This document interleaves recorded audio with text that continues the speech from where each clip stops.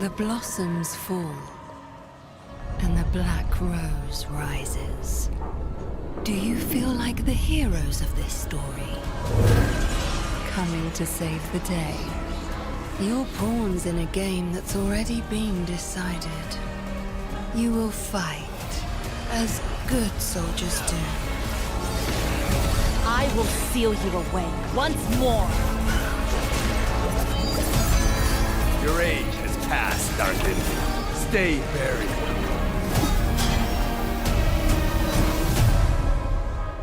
And you will fail, as mortals must.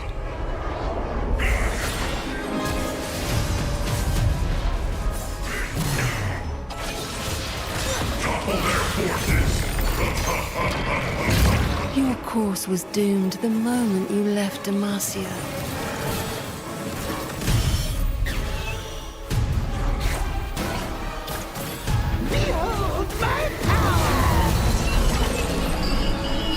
And entered my world of thorns.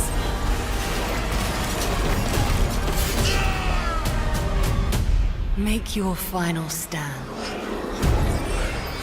And see how your story ends.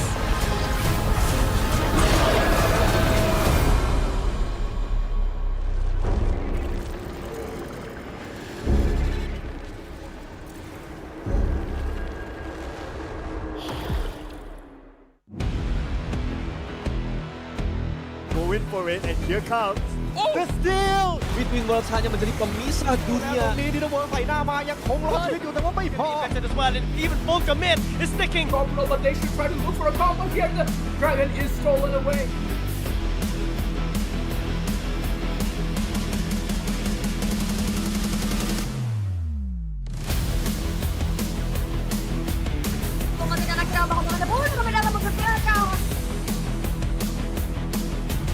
Yes, but the damage is gonna be enough. W does pick up Kratos. You and Pikachu goes in, and here's the back set. At the below in HP, is going to be taken down by Sterling already. มันได้มาเรียกว่าเด็กคุ้นไปเรียบร้อยชิปเปอร์ชันเข้ามาพร้อมชาโด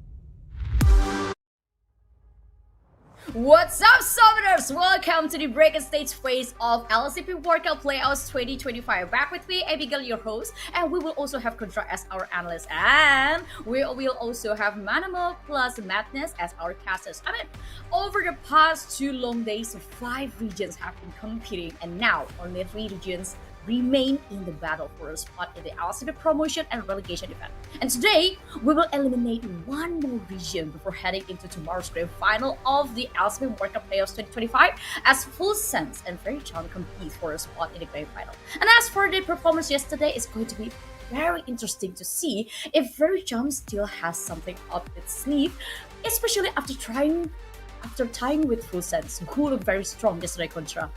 Yeah, overall, I think that they definitely had a great showing, but the other teams have finally found certain loopholes in the midst of their rotations to actually punish them with a couple of all these catches. So hopefully they've been able to, band-aid that as well as review some of all these kind of weaknesses that they had in order to triumph up ahead. I mean, being fair as well, that was a really close tie. The first game, we really saw a very convincing win between FRC versus Full Sense, and then it was game 2 that became a little bit more problematic because we start to see Full Sense really come together as a unit, and they really look great on those team fights too. Yeah, and for the past 2 days too, we also saw how Faerie Charm always change their mid lane. I mean, they have Nekodesu, and also they also changed to another player, their substitute. And I expect today that will be Nekodesu full playing with FRC Manabo. Yeah, I think Nicholas really, players praise the name because he is the top 1 rank, if I'm not mistaken, right now. And not to discredit Stellar, he's also have a stellar performance, not pun intended there. But I think Nicholas fits better with FRC composition and play style. That's why if Nicholas playing today, so there might be a chance that FRC can help Full Sense Step going into the grand final to see the rematch against Inferno Esports. Well, that's gonna be very interesting. But looking forward for this today's matches between the Full Sense and also FRC, we will have something a little bit different because I mentioned it yesterday that we will have 1v1 set selection showdown. It's going to be a battle between the mid laners. So I'm very excited to see what kind of mid champion that they're gonna ban, or maybe which one they're gonna pick, Madness. Yeah, it's going to be interesting. Any 1v1 is always a fun thing to watch, especially against these two battling it out. Before you go into a best of 5, that's going to set a lot of the pace for you going forward. And I'm really excited to see how it goes. And yeah, Nekodesu will be playing. And like Manamo was saying, I think they're a completely different team with Nekodesu in it. Like, they look so much better right now because I think that's why they're more comfortable playing those kind of compositions. And I can't wait to see how this 1v1 goes because the rules are also interesting about it.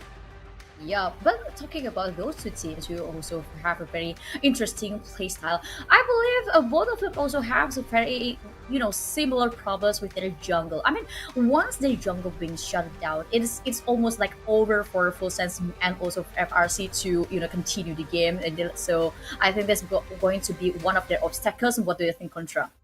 Well, overall, for the lack of a better word as well, these junglers from both sides have played a little bit more of a supportive role into amplifying each respective lanes. And I think from the series that we've had, the very final series between IE versus Full Sense, it really goes to show that the junglers are willing to really give their life in some of all these team fights in order to get up ahead. But I guess we get deeper into that kind of talk because we got the tournament format on our screens.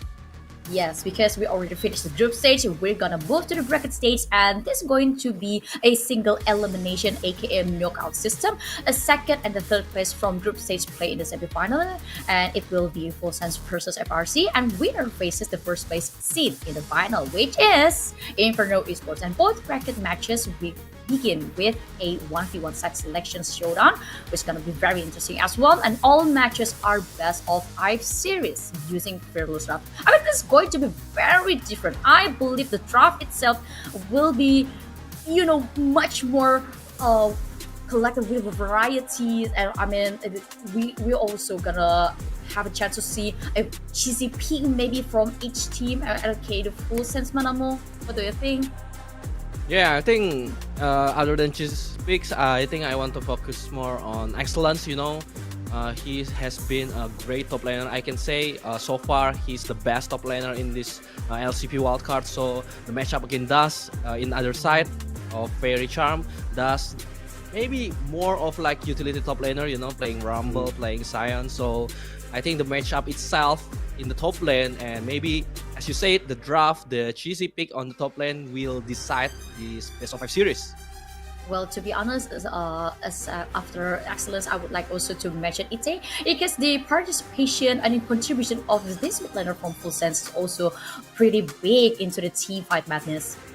Yeah, I think it is really, really good mid laner, and he has a good sense of how he's going in, especially the Annie that I saw him playing. Good Tiber's ultimate is coming in, good utility for his teammates. He's trying to flash in, trying to make those plays that start out the fights for the engagement, and we're going to get to see him in action in that 1v1 against Nico Disney. So this is going to be interesting to see how they started off, and yeah, these teams are going to clash pretty nice. And best of 5 village draft, right? You're going to go very deep into your champion pools. It goes deeper along the competition, and that is where it changes. Like you're saying, the cheesy picks, you're going to have some of those hidden tricks that they haven't revealed so far in the tournament. Yep, and I saw lots of the differences between the playstyle from Faerie Charm when they have Stellar and also they have Nico Desu, but I would like to know what Contra thinks about the difference between these two players in Faerie Charm's effect, and also which one you prefer most. I think like both styles are pretty unique to their own.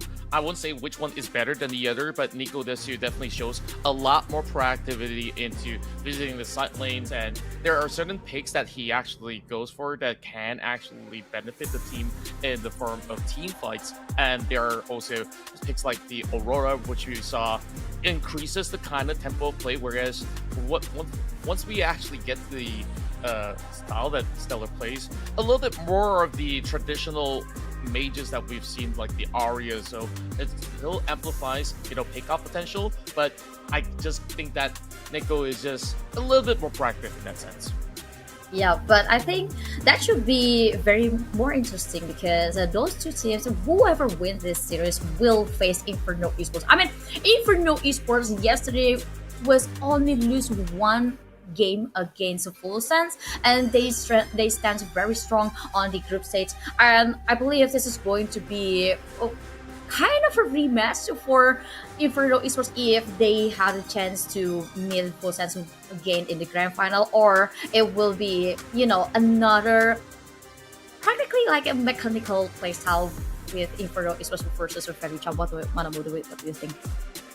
Yeah, I think Inferno Esports showing that they can bleed against Full Sense, but overall, like they play with Crimson and Celeste, both of these two mid laner, showing that they can fit the team well, and maybe it can add a variation to their champion pool.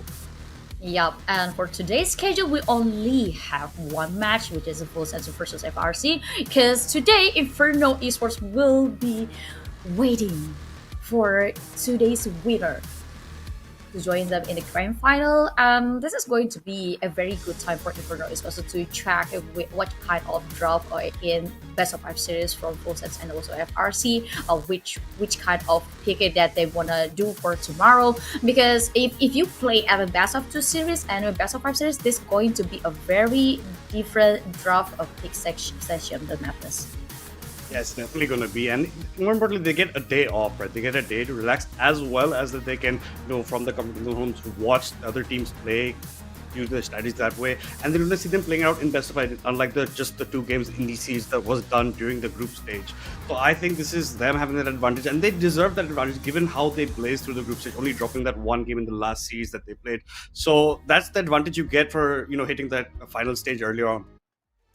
Yep, and I think this is going to be this start of the today for Inferno Esports to check what kind of playstyle that Full Sense and FRC still has up their sleeves. And I'm personally kind of very excited with the 1v1 side selection showdown. I mean, this is my very first time to have a 1v1 selection showdown, because usually we just toss a coin, or maybe you just see through their performance which one who will pick the side, who will just receive the rest of the upcoming moment. But for 1v1 side selection showdown, I don't think this is going to be a solid moment for both teams, because you just gonna swap it as the game goes on, Contra.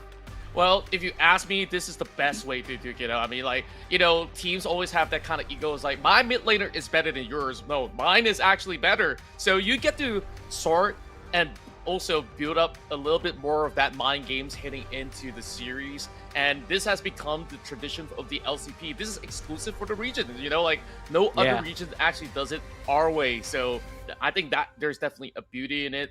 So of course, kudos to the guys here in Riot Games who have actually thought like, hey, this format to kickstart selection is really some of the best ways out. And you gotta also think that sure, maybe certain coaches have gotten ideas like, okay, what happens when we do start on the blue side or the red side? They've already have like some sort of drafts in mind. So maybe if they were to really have a side heavy kind of selection, right? Like if they prefer the blue side or the red side, and this kind of gives a little bit more of intensity onto that 1v1, like, hey bro, you gotta win us that side or else, like, man, our drafts might just be turned into something absolutely different from what we planned for tonight.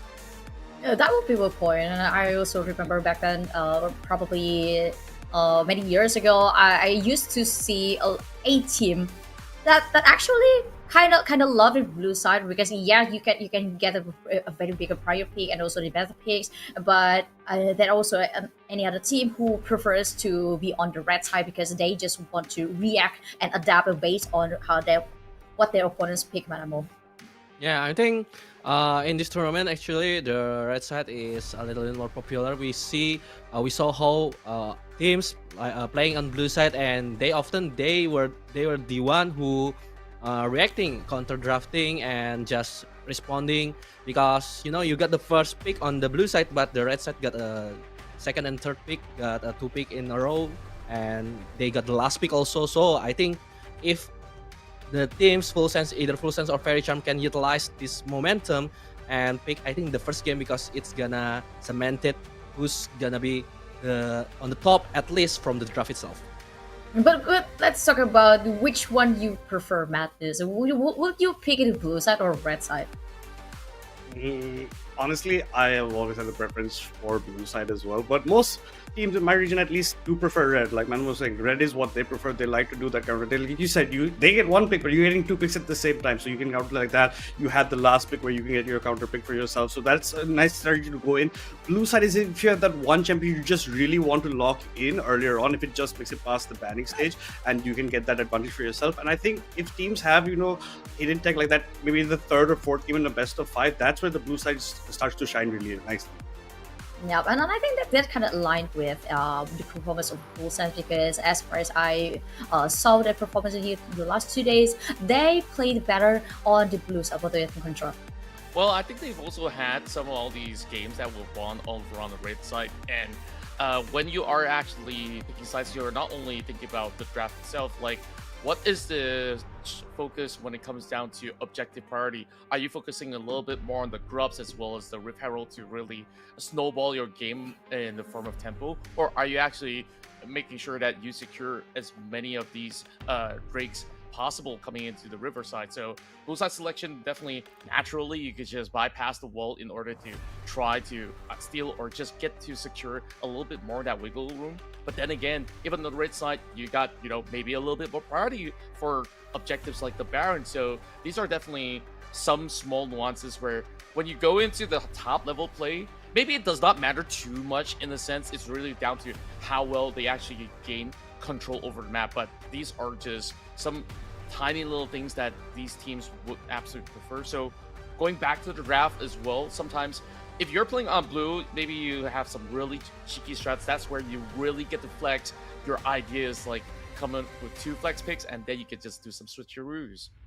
Yeah, and I'm also very, kind of curious about what kind of pick that this mid laner will do during the 1v1 set selection, and who will win the site selection as well. And talking about the group set standings yesterday, in case you are not following, we already passed 2 days, and we've had long matches between Inferno Esports, Full Sense, Faerie Charm, Yandapod, and so I said UL Esports. I mean that the last 2 days, and especially yesterday, was very beautiful, written by those 5 regions, because I said UL finally can get 1 point, and Yandapod finally get a big improvement in terms of their play style, in terms of the tempo, and not to mention about how they kind of relaxing. I mean, kind of back to the sense of their nature of League of Legends. And for Faerie Charm, yes, yesterday was a downside for them because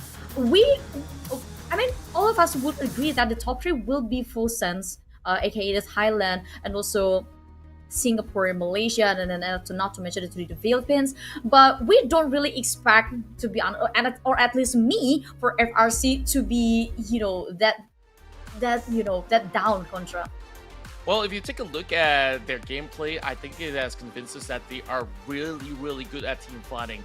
The question is, how do they really get to the point where they are stable enough? I think when we look back into some of the series that they played out, Yang Depal has also proven the point that, hey, if we play super fast tempo, if we force plenty of fights to happen, maybe we can actually break these guys before they look for those snowball team fights. I mean, they always look for 5v5s, but if you were to snatch 1-2 players away every single time, it makes things harder to do for the side of FRC, and that kind of dented a little bit of their hopes to make a better statement coming into the standings. But when we take a look at even the series itself, they can kind of match that tempo too.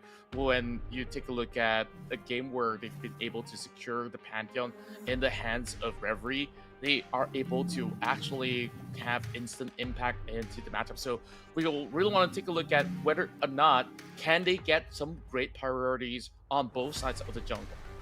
Yeah, that would be a very interesting point because if you took how many matches Pantheon pick will be between these two five regions. I mean, if you got a first pick of a Pantheon, that will play a very big important role on your team fights. And I think for a team kind of like Inferno Esports in a full sense, and as well as the FRC, they just want to secure that. But first, we move to 1v1 site selection showdown. I would like to explain a little bit more about that because in this section, players will decide right to site selection through a 1v1 showdown, offering an element of skill to site selection. So the players can only pick only from the mid lane champion pool for 1v1s, and they have to ban 3 champions for each players. So that's going to be very interesting. So for the pool mid lane champions will be widely open, but that's the limitation that you also facing up. 3 bans for each player, and after that you pick one. So talking about the mid lane champions of League of Legends, that's going to be very interesting. For me, I would like to see the battle of Anivia or maybe Echo or maybe Feast. Because I will be too bored if we see Ahri match up, because Ahri is a very classic mid lane champions madness. Yeah, it is, and it's something that they're both mid laners, right? So they're going to get used to both the champions pool. I wonder if it's a gentleman's handshake about what they want to be playing out for themselves in this matchup between them, and it's going to be interesting to see who's going to be getting, this side. Like as Contra was saying, it is important if you have certain draft strategies where you prefer one side over another. That does set the tone for the rest of the series. Yeah, and in addition to that, I would like to add more information regarding the 1v1 win conditions. So a match ends immediately when one of the following happens. So it is sort of like the standard rules. A player gets 2 kills, a player destroys the opponent's turret, the game will be end, and if the game reaches 7 minutes, a sudden death rules begin. First kills or first turret takes the win, and a ring of fire will close into the center of the map, dealing massive damage to health. So the first one to die will lose the game. This is going to be very exciting, but Yeah, and especially if you look at the champion pool, maybe you're talking about Anivia, about the control mage. I personally would like to see like this Akali Diana, who really assassin type and really fast to execute. And the mechanic, that's the game. It's IT versus Naked Death, so we'll see if there's gonna be a high tempo or they just wait for the Ring of Fire to came. And I would like to hear contrast opinion about these 2 assassin matchup. Well, when you take a look at the Assassin matchup, it makes a whole lot more sense. When you're going for Akali, you don't really need to worry about mana, whereas as a Diana, you would need to be a little bit more conservative to make sure that you actually hit all these kind of Moonlight Assaults as well, and you do have a little bit more of the defensive maneuver at the same time. You were to pop the W, get some shield downs, and here we go into our first side selection between Ite versus Nekodesu, and this is gonna look absolutely bonkers when we go down to how they go for the brawl. And take a look at this. Those sides are starting off with Ignite as well as Barrier. Yeah, and I would, to be honest, since the four of us are in this 1v1 showdown site selection, so I'm gonna leave control for casting. Anyone who wants to join, if there is Manamo and Matters, you are very open to it. But I would like to train Contra, because I mean that was set for control. What? What are you saying over here, Abby? But also, I think Ite's strategy is interesting. He's picked up 2 Doran's rings coming into the matchup over here. Oh, that's absolutely interesting, and that really does help him in the form of mana regeneration. So he doesn't really have to worry about, you know, falling out without any form of trading. And speaking of trading, Neko bringing back down to 30% already, and this might just be first blood. The Ignite not enough to take him down. Oh, that would be hurt for Akali, and 1 kill for Diana will be a big advantage. But talking about this Wolf Blast section, I would like to, you know, drop all of my chips to Akali. Is from KDA, and I love KDA, man. Yeah, I'll just gonna enjoy Contra cast mode in this 1v1. So Contra, please. I really enjoy your play-by-play, man. Oh. Let's go, Contra. Go ahead. Thank you very much. Maybe we can switch roles from time to time. I'm just kidding. Well, right now, Ite definitely in the lead, and you're already looking at Neko needing to really find a little bit more leeway to try not to drop out. So he has to force his way back to base, and that allows Ite to already secure the first chunk of the turret plating. Yeah, this is going to be very bad because of the 2 plays. Yeah, 2 plays. I didn't know we had recalls actually in this mode. That's interesting to see. Yeah, and of course there's also the side potions allowed since it's still Howling Abyss, essentially. So 2 deaths for first 7 minutes with the first kill. Now Nekodesu, he's already lost a little bit of that plating, so he cannot afford to, you know, be a little bit more passive. I think in that certain situation, surely he does not have any form of advantage up against Diana, but he came back coming out with the Haunting Geist into a Landry's later on, so I believe that could actually give him a little bit more an edge in the front of folks, but I don't think the Diana wants to really draw it out. Is he trying to, you know, pull some cash and then just dive aggressively towards Diana? Probably so.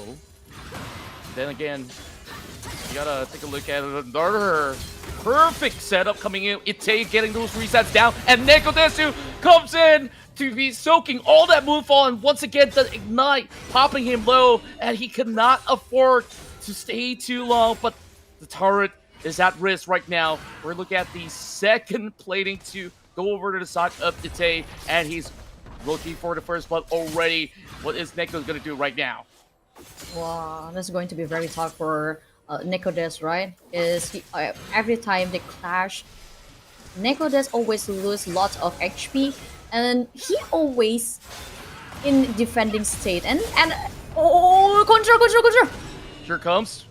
Well, first slash of the perfect execution. He's not looking for a second one, and he's already dropping very low on the Crescent Slash, and he has to burn off the second charge instead.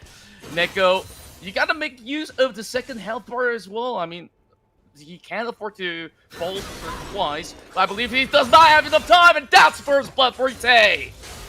Well, that's going to be very bad, to be honest, Fatness, because look at the how many platings that the turret of Nekodes would have. This is going to the be CS differences there. He's gonna even maybe pick up the first turret against the turret's gonna go down. That should be it for this 1v1. It was the shortest side here, Contra. Yeah, it really goes to show that Ite has really gotten the firm control from the get-go. Like, in the form of a 1v1 matchup, I just think that Ite knows that, you know, he does have an edge when it comes down to the trades based on the kit of the Diana versus Akali, which needs energy to really charge up, and also those auto attacks. But then again, if you got those shields, you don't really have much to worry about.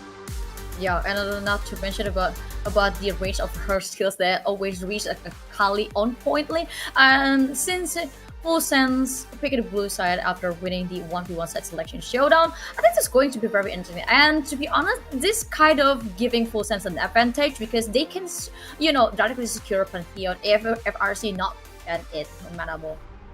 Yeah, and I think there's a lot of power picks also. We mentioned Ite, we saw him playing Silas really well yesterday, and also there's Excellence who always gonna love to get the first pick, but as you said, there's a power pick like Pantheon, maybe Yunara if it left open. So yeah, for Full Sense, I think blue side suits them better. Yeah, Silas indeed plays a very big role in the team fight because whenever he steals a vital skills from the opponent, and especially like for example a tidal wave from Nami, it is going to be a very game-changing skills like Madness.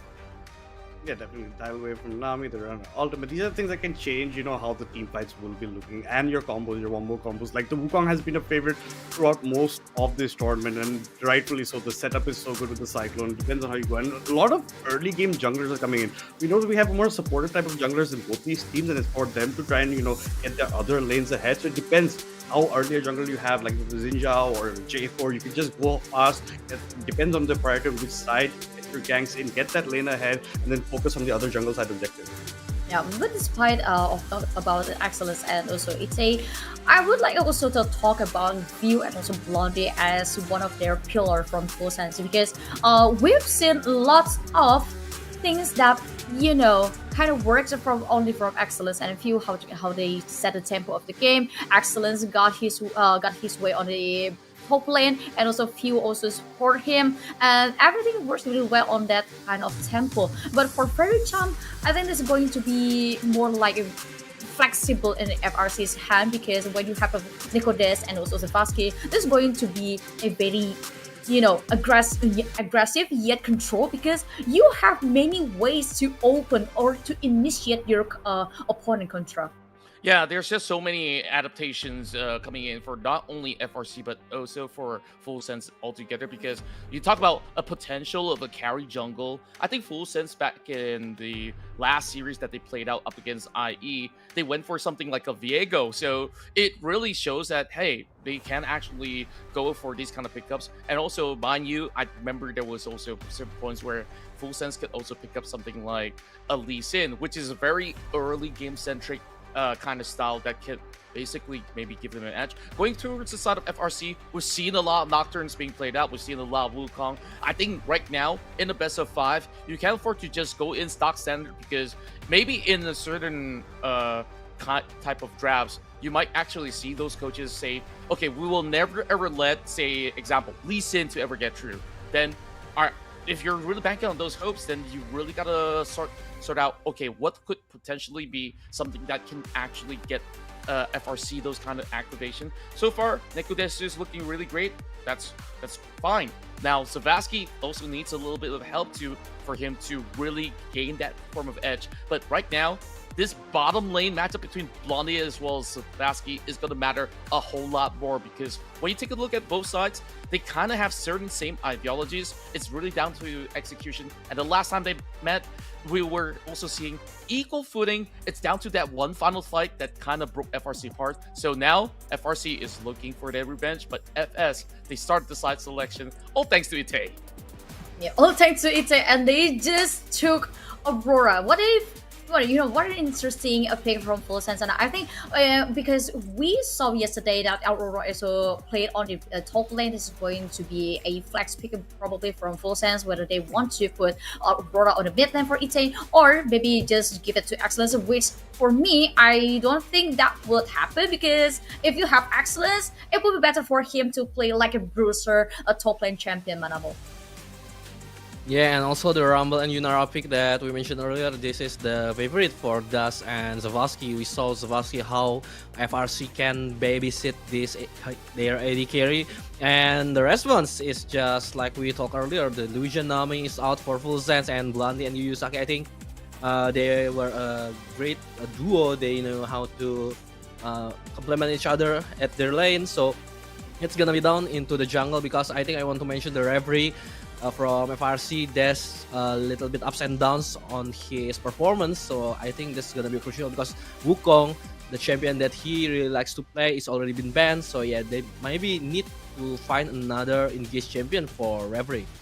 Yeah, but for full sense, they also lock two strong dual lane champions, which is Lucian and Nami. It provides full support towards the team fight and also the game-changing abilities from the tidal wave. Not to mention Lucian's on late game has quite crazy damage output madness. Yeah, it has a lot. That bot lane is a very strong lane. It's one of the oldest kind of combos you have in the bot side, right? With the Lucian, the Nami going for yourself. I like the Nautilus pickup coming because technically right now it's technically a flex pick because it can still go jungle wise, right? Just giving how the patches are, and that is what is making it easy. I never thought I'd say Nautilus is a flex pick, but here we are. It is going to be flexing there. The Silas and Orion run makes sense. You're denying at least one half the combo of the Nocturne Orion in case the Nocturne does come in. The Silas prevents you from stealing ultimates like the Aurora or whatever you're going to pick up later. So I think the draft is going fairly nicely, right? Yeah, fairly nice. And also for FRC, they've banned the Silas. I think this is a very good ban because FRC, I barely seen FRC play with Silas, but you indeed know Ite is very good with Silas contra. Yeah, overall, I think both mid laners can actually play that Silas, and we're looking at a lot of big ultimates left here on the table, so you kind of don't want to give their side, a free equalizer out of nowhere, because we've seen what Full Sense could have actually pulled out, and they absolutely respect the potential of what Ite has brought out. Now, it also goes to show that FRC has got such a good read that, hey, that Aurora probably will be flexed anyways towards the top lane, so they will just double down, secure the Galio for Neko Desu, and now without that Silas, they don't really have that kind of matchup that is too worrisome over the mid lane. Yeah, for Galio itself, it still can be put on the mid lane, so I would like to see if Neko Des can play Galio on mid lane, because this is good. I don't think FRC already opened their strategy madness. Yeah, and I like this coming in. You can see that you have a lot. You can just go in. Like, your engage is really nice. You have a Nautilus, you have a Galio with the follow. Right now, it's hard to reach when the Galio goes into the Hero's Engine if that's the way they're playing. Like, you don't have the matchup of the Nocturne or anyone jump that further in. While as you can see, you has picked up the vibe for yourself. So you're still a bit more of a squishier type of comp on the side of Full Sense that can be neutralized by their Yunara. Like, it's a late game Yunara that can, do a lot of damage. This the Xinjiao picked up. Is this okay, this is a white top, is it not? Yeah. Mouse? Is that you? Mouse? Yes, Mouse. Wow. Oh. Okay. I see it. So, this is kind of wild. We didn't really expect that Xinjiao to come in. I mean, due to, having a lacquer pool that's actually great to match up against the Galio, did they say, okay, this Aurora is going back to mid, and then Ite goes for the Xinjiao in the mid lane instead. Okay. Really? I think this is great, because if you think about it, this forces that Galio to actually build a little bit more of the armor, and you will kind of have one less carry on the side of FRC, which is why Reverie, he was thinking, okay, now I need to go for a carry, and finally we get to see him unleash his Kindred that was being played back in the Thailand's Cup as well. Yeah, but let's just be honest, talking about the FRC's competition, it's full of this, solid big team fight. So this is going to be very hard for Full Sense if they could not secure the early game model. Yeah, and it's really tricky for FRC in the team fight because there's not much CZ that they have. They have the Galio Town, and then you have Nautilus, but that's it. Other than that, for Full Sense, they really cemented a good draft with the Xinjiao in the mid and the Fi. It's really easy setup, maybe level 2, level 3 gang. It's possible in the mid lane, and just contrast it, and it's gonna be really hard in the mid lane. Yeah, but let's see what will happen on the first game between the Full Sense and FRC. I'm gonna toss it to the caster, so Banama and Madness, just take it away. Wow, we did expect that there is gonna be a lot of pocket pick and there's gonna be a lot of cheesy pick draft, but not in the game one, Madness. It didn't look like it. When we just saw the Zinja pick up with the Vi, we thought, honestly, like, me and you had the same thought, it's going to be like a bow stop side collector Vi we're going into that. But no, it goes for the Zinja. And it's a good point by Contra. Now you can't just go the Hollow Radiance on the Galio earlier on. You have to build some armor. It delays your build by quite some time. And the Zinja can be useful in these team fights, can block a lot of the range of the Yunara with his ultimate in fight. So, and it's hard to, catch up onto him. So this is just game one of this best of 5, and already the draft is looking so spicy.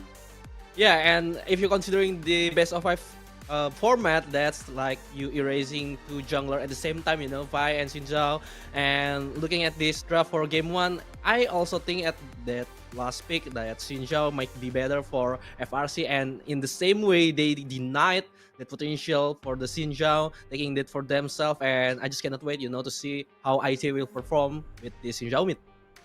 Yeah, and we don't get to see that many Zinja mids, first of all. There's one guy in our region for SE2L Esports, like there's a substitute Nero. He's the one who's known in our region for playing Zinja mid. So I'm excited to see somebody else from around the same region, from the SE region, playing that champion as well in the mid lane. So I'm gonna have maybe some flashbacks to how that plays out. But a Zinja mid is a really deadly champion. And also, if you go with Hal a bit early on, there's so much burst damage in that champion if you go in. So I cannot wait to see if they will actually be building on Zinja. And like you said, this also eliminates further champion picks down the line in that Fearless draft. These are the strategies that come in after the introduction of Fearless draft, and I can't thank Riot enough for it.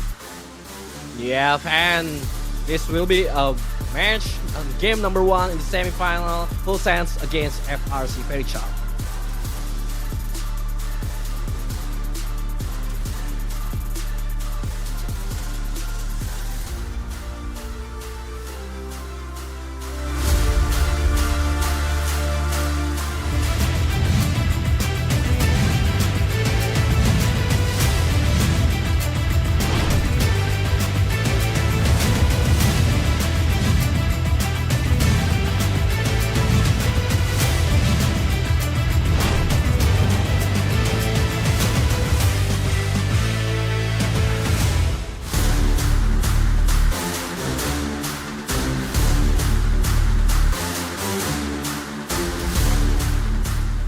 Game number 1 in the semi-final. Full Sense against Faerie Charm. Already there's a surprise pick from the side of Full Sense itself, but Faerie Charm got what they want and their comfort champions, and we'll see Madness who's gonna prevail in this game number 1. Yeah, and this is a long haul kind of ad, because until now both of these teams or the rest of the teams throughout the competition have only been playing best of 2s, right? More importantly on that side, and they had to keep on switching sides for themselves. But now we had that exciting 1v1 earlier on where Itai came out on top, selected blue side for Full Sense with their picks coming in, and the way they have drafted it makes sense for how it is going to be coming out, and I can't wait to see it. There's going to be a bit of fight for vision. It's parallel across the river right now between both teams. There's just one ward placed down. Excellence is waiting a longer time, and you can see Fuse just hiding in the bush, maybe fighting if you can go in. And Itai has gone for the Conquer Zinjao mid. From what I've seen, when I've seen maybe Zinjao mid players, I've seen a lot of Halo plays. But oh, look at this. There's a invade coming in from Faerie Charm. Oh, they missed the ward on the mid river, so yeah, they didn't find anything, and they actually didn't scan the ward in the red buff pits also. So Full Sense got a really good grasp of what's happening on their jungle, Madness. Oh, it is, and they will be taking that for themselves. And you can see Dust has placed that ward in the red buff on the top side, so they're going to have ideas if you goes for a late invade. But this is an excellent start for the Kindred. You're already establishing, that horizontalness coming in these bushes. Like, you're going from this side, and that's usually where your monsters will be spawning who have the Kindred mark, so you can start stacking that up, especially if you keep this kind of jungle pathing for yourself. So I think this is honestly a very smart choice and a very smart move coming from FRC earlier on in the competition. Yeah, I also agree, like, they made the parallel move, so, and like they knew the priority will be on the bottom side with the Nautilus on the early game with the CC that he has. So yeah, FRC can maximize it, but for Full Sense itself, there's a lot of going on, especially like when you see Fi, when you see Xinjiao, Galio maybe might a bit tanky, but Reverie also can stay in the bottom lane for too long, because this mid lane is gonna be hurting for this Galio. Yeah, the Galio is just not going to have a good time. You can see Reverie's already setting it up over here. He's picked up the red, but not gone for his blue. The knocker comes in from Neku, but it's not enough. Itai will be making it out. Reverie is just going to be heading to his camps. He's going to have a slower aim on the tempo compared to the Vi, who had forsaken her own Grom as well as her rules, because she just went into the blue side, went into the side of Reverie, took the jungle camps earlier. So maybe going to slightly be behind because she's now walking back to her own jungle. So because of the time gap between that, they will be going for the scuttle caps on the opposite side. So the junglers won't meet as of yet, and the junglers are on the sides where the lanes are already pushed in. Yeah, I think like few really afraid because they knew the Queen Red taking their red buffs, and so like Full Sense decide and few decide that we're gonna take the Faerie Charm red buff also. So I think like you said, there's a lost tempo for this fight, but overall I think that's the best choice that few and made at that time.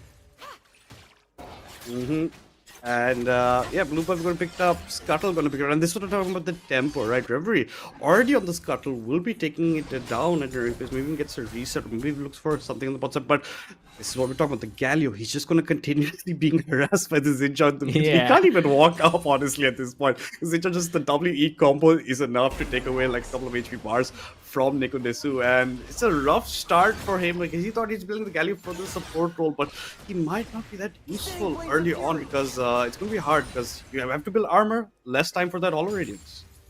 Yeah, and if you think about the Xinjiao, if Ite can press this lane really hard every single time, he can also rotate to the bottom side or the top side, just like Full Send having a second jungler on their team. Exactly, he's pretty much having like a second jungler. You can go for those roams, you can create pressure. But mid, you have mid prior, you have top prior, so there should be an early, like maybe grubs later on for the side of Full Sense. And you can even challenge towards the side of Grey, because Itai is just permanently going to push these waves, and Niku's going to have to cover that up. And if it's pre-level 6, then you can have a timing where it's harder for the Galio to make it into the fight. At least till now, no TP has been burned. And more importantly, Itai has gone for the Ignite, right? So you can get later on in terms of macro how much you move. But look at Quan, the Nautilus walking up, going to get some vision for himself, but instantly the Vi comes in, knocks him up. The flash comes in from the Nautilus, but the Q3 from the Xinjiao locks him in place. First blood going to Few, going over to the side of Full Sense. Wow, that's a good setup, and we already talked about that, the chain CC potential for this fight and Xinjiao, and they made it really perfect. And also there's also Yu Saki knew that maybe the mid lane and the jungle duo need some backup, and a perfect timing for Yu Saki because there's no chance for Nekodes to help Q1 and First Blood overall from Full Sense. Yeah, honestly, and that, like we were talking about, the CC chain is always going to be there. The third strike from the 3 talent strike locks him up. He can't go anywhere. He was looking for roam, just coming to basically clear vision, doing his job as a support, and unfortunately getting punished for it because Few was just around the corner. And this, they might even be looking for a dive on Seveski the way it's been set up, but no. You can see Reverie just around taking his Grom, but level 5 already hit by Few. Reverie is slightly behind in terms of tempo, and even after picking the Grom, won't get it because the kill experience that you pick up gets him that early level advantage, and that's very good for a Vi because you want to hit that level 6 as early as possible.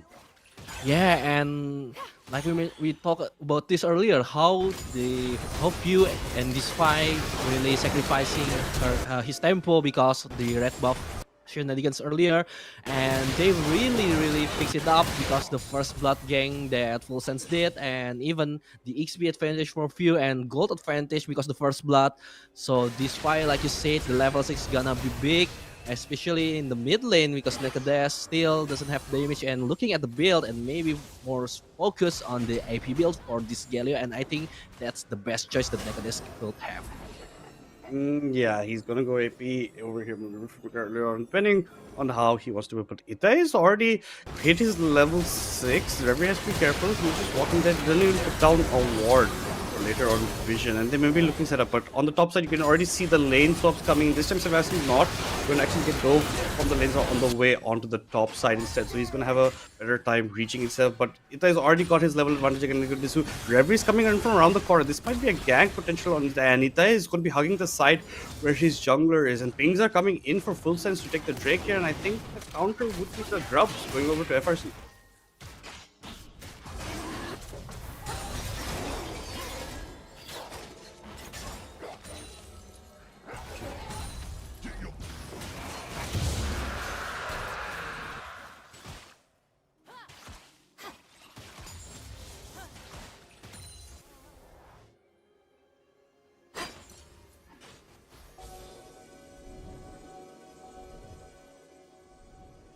Yeah, exactly. The timing is very important over here. The Grubs still have time, and you can already see they're moving up to neutralize it. Only Lucius left bot side. The hook does land from the Nautilus, connects directly onto it. Here comes the Galleon with the hero's entrance, but it might not be enough. The damage is that the ultimate was popped into like 3 members as well, and one by one they're falling. They're trying to battle left. Seveski, not much HP left, dying to the Ignite as well. That's the Xinjiang coming in fact.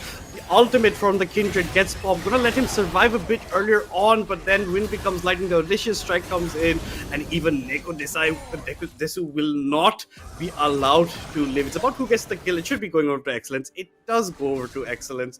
They pick up the feats of warfare. They pick up first check, and they will also be picking up all 3 Grubs for themselves, it looks like.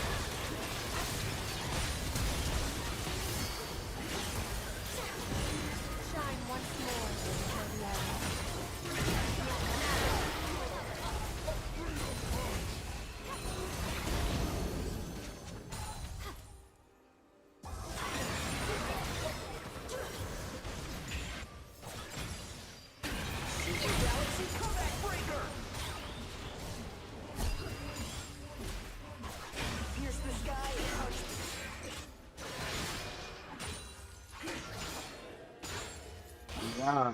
Lot getting burned bot side, honestly, from the side of Blondie, but he does end up surviving, so nothing left over there. And Excellence is now 3 kills to his name. Leandri is already completed by the 10th minute, so he's a big boy in the top side. He's going to be doing a lot of damage, and now you have a Galio who's going to be maybe laning against it, but no, maybe Xinjiang's going top side instead. But the Galio, right, he doesn't have that much resist. You don't have that much tanking, so mostly your main front line right now is going to be Quan, and he's also a bit behind. He's already died twice, and this might be some kind of setup coming bot side, but they're going to get spotted out. You're just going to clear the pink ward instead. Reverie's around the corner if he wants to come in. So is the Nautilus.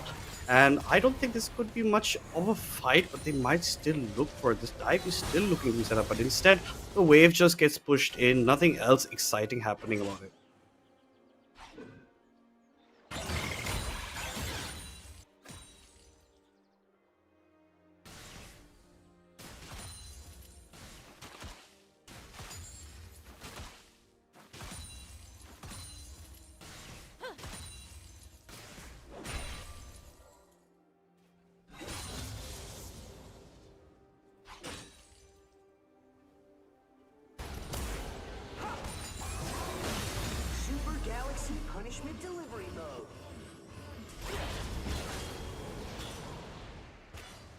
Yeah, there is no safe space for them. They're already fairly behind by the 11th minute, and Dust might be the next casualty in this matchup over here between them, because oh my god, over in the bot side, you're gonna get Dust getting jumped onto. He gets killed instantly. There's not even much time to even get to turret shots off onto anybody, and more plating. Yeah, and yeah. You get more platings, you get everything for yourself, and Dust is not having that much of a fun with the Rumble. Top side, Referee's going to be going for those camps. That started out pretty much by him going for that earlier invade bot side, so now he's always going to be trying to be permanently in the jungle. And what happened to Dust might happen today on the top side, because the TP is coming in, but the match TP as well from Excellence on this side. Nekodesu against Itai, the 1v1, Itai comes out on top, and here comes Aurora, a lot of damage. The Kindred ultimate going to save Quan for a couple of times, but Reverie actually steps out of it. Quan ends up falling down. The Nami tidal wave comes, only catches Sevaski. Can they do more damage to him? The bubble gets dodged by him with the dash as well. The ultimate is popped by the Dinar, but the damage is not there. Like we talked about, he does doesn't have the items. He's anyway just going to end up burning down. One more auto would be enough, but no, Sebastian gets away. The barrier gets exchanged for him. Now Dust is the one who has to run.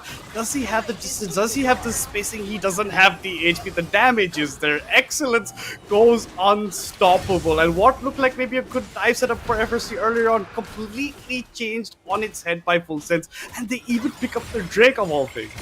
Wow, that's just a long team fight, a long setup for Full Sense. IT managed to take 3 people alone and just buying time and excellence, just as you said, because the Leah Andres has been finished early, and we will see in this replay the teleport play is good. IT try take Nekodes, and the question that is there's no damage that has been done, real damage has been done to this Xiao, and even IT can got Reverie and us a little bit maybe Q1 also taken down, but shutdown goes to this Nautilus, but excellence. Look at this damage.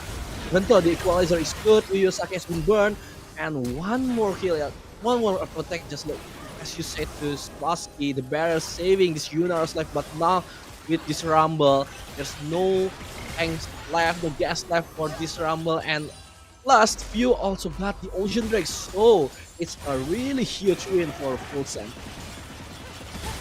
Yeah, that's a huge win for them. 10-1 already in the 14-minute mark, coming in 6k gold advantage for the side of Full Sense as well. Few might get caught out over here. Revere's looking to charge up. The Q's getting charged from him. Few instead ends up going back in. That could be a costly mistake. Ultimate comes in from him, but here comes the tidal wave. This is not enough to save him. The shutdown goes over to Reverie. Excellence trying to get the pick off onto the Kindred instead, but the Kindred at least gets away with life. It's finally some fight back from the side of FRC, but this is the sacrifice over tier to bot side. Like, who is going to match this Xin Zhao in the side lane as well? Yeah, I think it's a little bit overzealous by few. I can see the vision that he wants to bait the player from FRC to the range of Excellence, so Excellence can do the boom damage, but Reverie still survived at 1 HP in the end, and Full Sense knew that IT maybe might get this, the second turret on the bottom lane, so they call it worth, so they didn't want to pursue it anymore, but IT may be sacrificial here because there's 3 people. Q1 has been taken down, and IT managed to take down at least 1v3 again this Shinjo, but with no mana left, I think shutdown gonna be given to Sebastian. And that does go over to Sebastian. That's good goal going to them, but even in that 1v3, they gets another kill. Like, it's a 1-for-1, and they're still fighting. But in the meantime, Blondie against Reverie. Blondie, you don't have the HP to fight a Kindred at this point. Few tries to flash in to help his ADC, but it's too little, too late. Reverie gets to the kill. He's going to scatter to the hills. Few was on the Rift Trail. If it was a second earlier of him walking into the fight, it could have been a bit different. But no, unfortunately, the flash gets burned for essentially nothing over there. But yeah, that's FRC trying to make the picks as well as can. That's the one of the few people that Reverie can actually destroy that fast in the fight right now. Yeah, FRC trying to get a little shot down, but Full Sense actually managed to get the big picture. They got the turret on the top side, and they get the Rift Herald right now. But maybe for now it's looking insignificant for the side of Full Sense. Yeah, you can kill my illusion, whatever, but if this goes on and on, we're talking about a Kindred here, we're talking about Nara here, the Kraken Slayer already ready for both of them, it might get dangerous for later on for Full Sense. Yeah, it could get later on for them. They have to, like you're saying, snowball it as much as you can, get into these fights, try and take this down like pre-25 minutes if you have a chance, because like you're saying, FRC, good scaling later on. The Yunara's going to do a ton of damage. He's fairly behind right now, but that could change late on the later part. This is the point where I thought Few made like a very big mistake. He tried to go back in before his team came in, maybe not anticipating the hero's entrance coming in from the Galio. That honestly ended up saving Reverie's life. And then this on the bot side where Itai is just like, 1v3, he's just doing wonders over here for himself, man. Yeah, and Itai still managed to get one for himself, but the shotgun actually that really hurt because the gold is gonna be cashed out to Yunara, but for that we have another team. Reverie got taken down, the Gatling, the calling is really hurting, and the equalizer just forces Full Sense to back up, but no for IT. They want to fight this, thus in the bottom side and the top side, Galio, Nekodes just try to use the hero's exit because they can entrance this team fight full sense. If they stack as a team, and it's really hurting for them. Ecodias try to survive, and full sense knew they don't need to push the issue because in 40 seconds the third Drake, the soul point, is up for them to take. Yeah, soul point up for them to take. This is an excellent fight earlier on. You're taking away 3 members in that fight. There's nothing that FRC can do. And even if they were still standing in a 5v5, I don't think FRC has, the tempo right now to actually challenge Full Sense at a Drake fight or any objective fight. They pretty much have to know that this was foregone at this point. Maybe the only point they can fight is when it's the actual soul fight there later, the next Drake which comes out for the side of Full Sense. That's the point where they can maybe try to make a couple of moves, because you can see in the replay over it comes out at the start with Itay maybe looking to get caught out, but when becomes lightning, audacious strike as well as we buy so much time. He just doesn't die. This Xin Zhao is unkillable pretty much at that point. And then look at this switch up in pace from the side of Hugh. He instantly goes on to the Yunara, prevents her from coming into the fight, and this is what has happened to pretty much the entire time this matchup has been happening. He's been completely zoned out. Sebastian can just never enter fights, and he's never allowed to breathe at all. Wow, yeah, like right now the sides of FRC didn't really have a real damage to take down Ite, because I like the Mount, the first item, also the Crimson Guard, really make it hard to Faerie Charm that into this Xin Zhao. And at the time the backup for Full Sense is already standing by Yu Saki with the tidal wave, and it's gonna be getting worse and worse for Full Sense because of Faerie Charm. I mean, because Full Sense right now have also the map control, and we haven't talked about it yet. The macro for Full Sense is really good. They make sure if there's a trade or maybe there's a pick off, they get something else in the other side of the map, Madness. Exactly, like when Itay was fighting that 1v3 bot side, the Rift Herald was already getting started up from the Vi. Few's going to be taking that. Unfortunately, that fight, the Lucian does go down, but you're still getting every single objective you want. Not a single jungle objective has gone to FRC. Not a single turret is down from the side of Full Sense. They are enjoying a pretty commanding lead into this. Few is actually going in pretty deep here. The tidal wave to follow up with the Q plus the ultimate. The hero's entrance plus the ultimate from Kindred is going to keep everybody alive. But for how long can they live? The Vi gets sacrificed, but I think everybody else from FRC should be going down. Reverity just about surviving. The last order from the Aurora gets the kill, and who's joined the fight? It's going to be Dust. The Dust enters here and he's instantly evaporated. He can't do much. Desu does a last-ditch effort to do something, but I think this is maybe at the point where FRC maybe have to start thinking about Aim 2 with the kind of pace that Full Sense is setting. Yeah, and I think what Faerie Charm has done is just they see opportunities, they take it, whether it's good or bad, or they ready or not. And like Full Sense, they just setting up trap on the red enemy side red buff, and they're ready for it. And the plus side from FRC is this Yunara already been giving damage to Full Sense. That's maybe the lack of hope for FRC, but on the other side, it's already 8,500 gold lead for Full Sense. So this Yunara alone, I think, is not enough, because we see like few, maybe like every set, and yeah, it's only few, but either way from behind, they did not expect it. The respect actually stepping few, giving him a little bit more time, and teleportation from Dust is just unfortunate. And yeah, reason is perfect, but look at the surface damage. At least it's kind of hurting for this. Yeah, it is starting to hurt right now, exactly. But yeah, like I say, unfortunate TP from Dust to the portal. He just pretty much TPs to his own death, and he can't do much. Atakan gets picked up. Maybe Dust can get some more gold in objective bounties, getting this tier 1 turret bot side, maybe narrowing a bit of the gold deficit, but it's already 8k, 20 kills to 6, all jungle objectives to the side of Full Sense. And there's not even any inhibitor broken, so you're not going to even get any waves pushing into Faerie Charm, so they have to play on the safer side.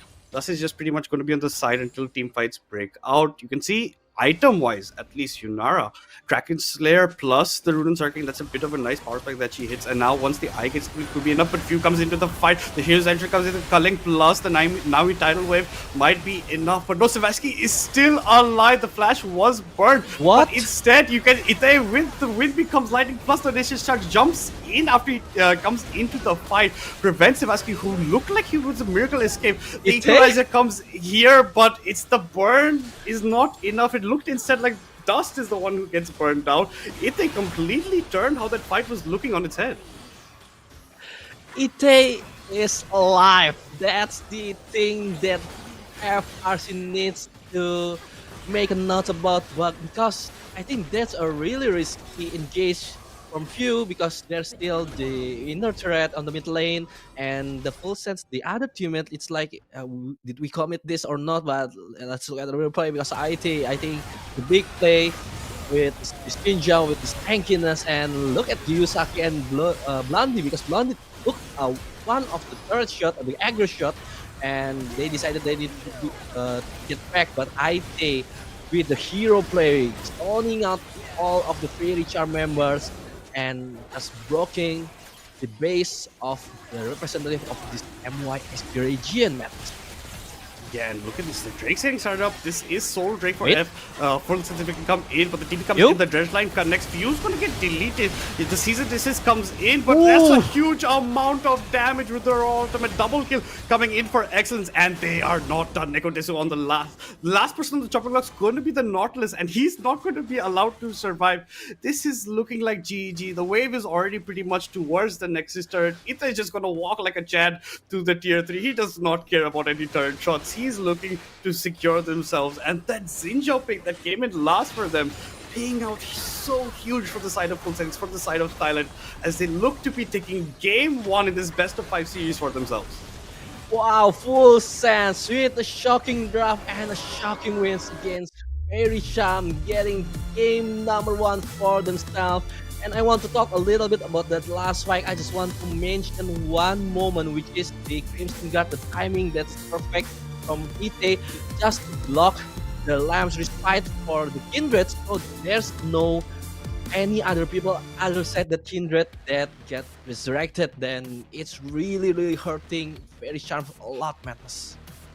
Yeah, and Ite, 25.8k damage. That's a lot. So Wow. The comp of FRC was pretty much to be playing to that mid to late game part, but they could never reach it to a point where they're strong enough in the mid game because of what Full Sense did. This snowball. We were talking Full Sense has to end the game pre 25 minutes. That's exactly what they have done with 24 minutes and 26 seconds on the clock going for the fight. Excellence came up huge in that last team fight, but I think the star of the hour has to be Ite.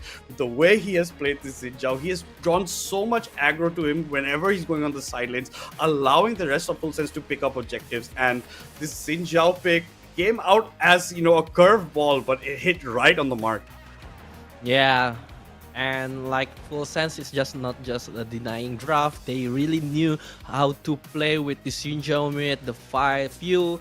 Looks like that just a facilitator, but he also did some aggressive initiation, and that's really things that matter. And for FRC, it's kind of unfortunate about them. And let's talk about with Abigail and Contra to break this game number 1 Full Sense against FRC. Take it away. Thank you so much for our casters, Madness and Madabo. That was a very beautiful tempo set by Full Sense Contra.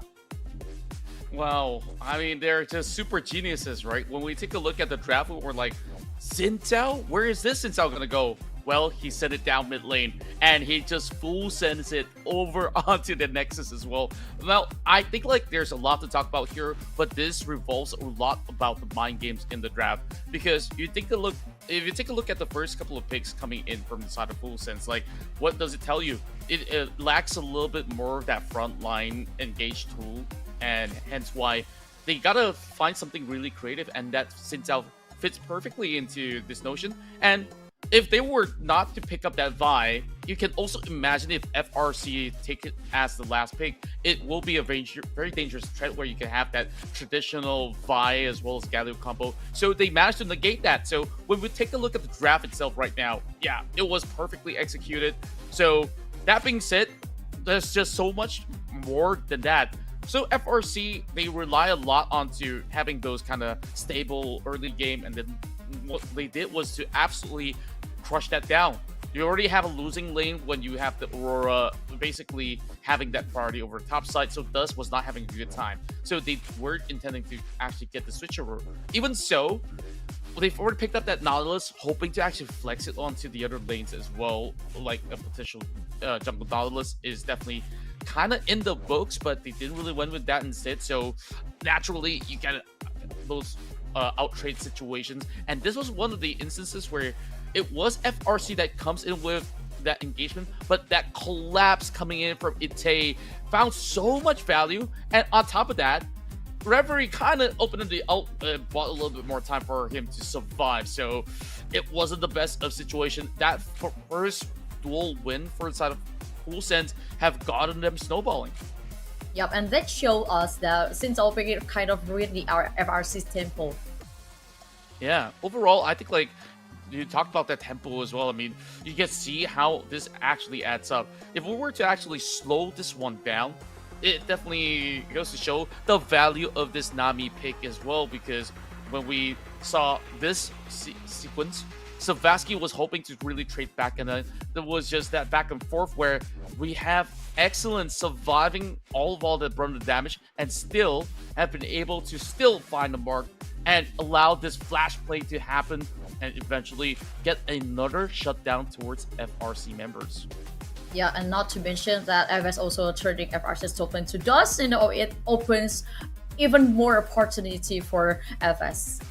Yeah, true enough. And then you got so many beautiful tidal waves coming across. And then when we take a look at the situation, I mean, they were already funneled into their own jungle. And what makes matters worse is that if we were to actually take a look at the other side of the coin, he went in with the Hextech portal and he got punished because he was already late to the scene. There's definitely no necessary need for that. And the team fights, it was beautiful. I like how, you know, the Madness have also pointed out that Ite, he loves to draw that attention. He loves to cause chaos. He just went in for that dive. And just like that, they opened so much space for the Rise of Full Sense to really garner control in every single fight.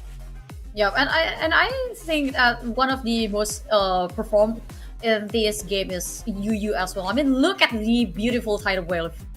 Yeah, there's just so much that UU has been able to offer, right? Like those good bubbles, the good tidal waves. You're absolutely spot on, Abigail. I mean, like it's been looking pixel perfect so far on how Full Sense have been able to dissect that composition coming into FRC. So, you know, this is one draft out of the way. We're still in fearless draft mode, so we're not going to be seeing a lot of champions by game 3 onwards. So game 2, they would still have a couple more surprises on this thing, maybe. Yeah, but the Atlas and Full Sense kind of relaxed because they already got 1 point towards the FRC, and it is going to be a very big tip for FS as well. And for FRC, I think it would be better for FRC to try to, you know, move out from their comfort zone. What do you think? Yeah, I definitely think that FRC, I would say that this draft itself is already a little bit more on the confident side. If they should actually move into something that is, you know, out of the box, I can't exactly figure out what exactly would be the case. Where are we looking at maybe flashier plays coming into the bot lane? Are we looking at maybe playing around us? That could be maybe some kind of ways that they would try to work around with, because so far Dust did not manage to get any priority in a lot of all these matches that they played out. That so much so that even Full Sense, they set up those dives over the side lane just to punish Dust even further. Yup, and also I think I would like to point out as well that the FRC as well as have a very strong mid lane and also a dual lane. Like if you mentioned Nicotis and also Savasky, they also very strong players who can control the tempo, and both of them can also initiate and engage the opponent. So I think I don't see that coming a lot from FRC during the first game. Yeah, I think like they tried once and then they kind of have certain regrets about it. Maybe in a sense where the fights, it looks slightly disjointed. And I think like FRC did try multiple times where they tried to go for a little bit more of that collapse, but they were already slightly behind in some of all these scuffle. One important part that I also want to touch upon is the build for this Xin Zhao. He was quite smart about it because he knows that, okay, this Gallery is not a problem. The problem is actually the jungle and the ADC.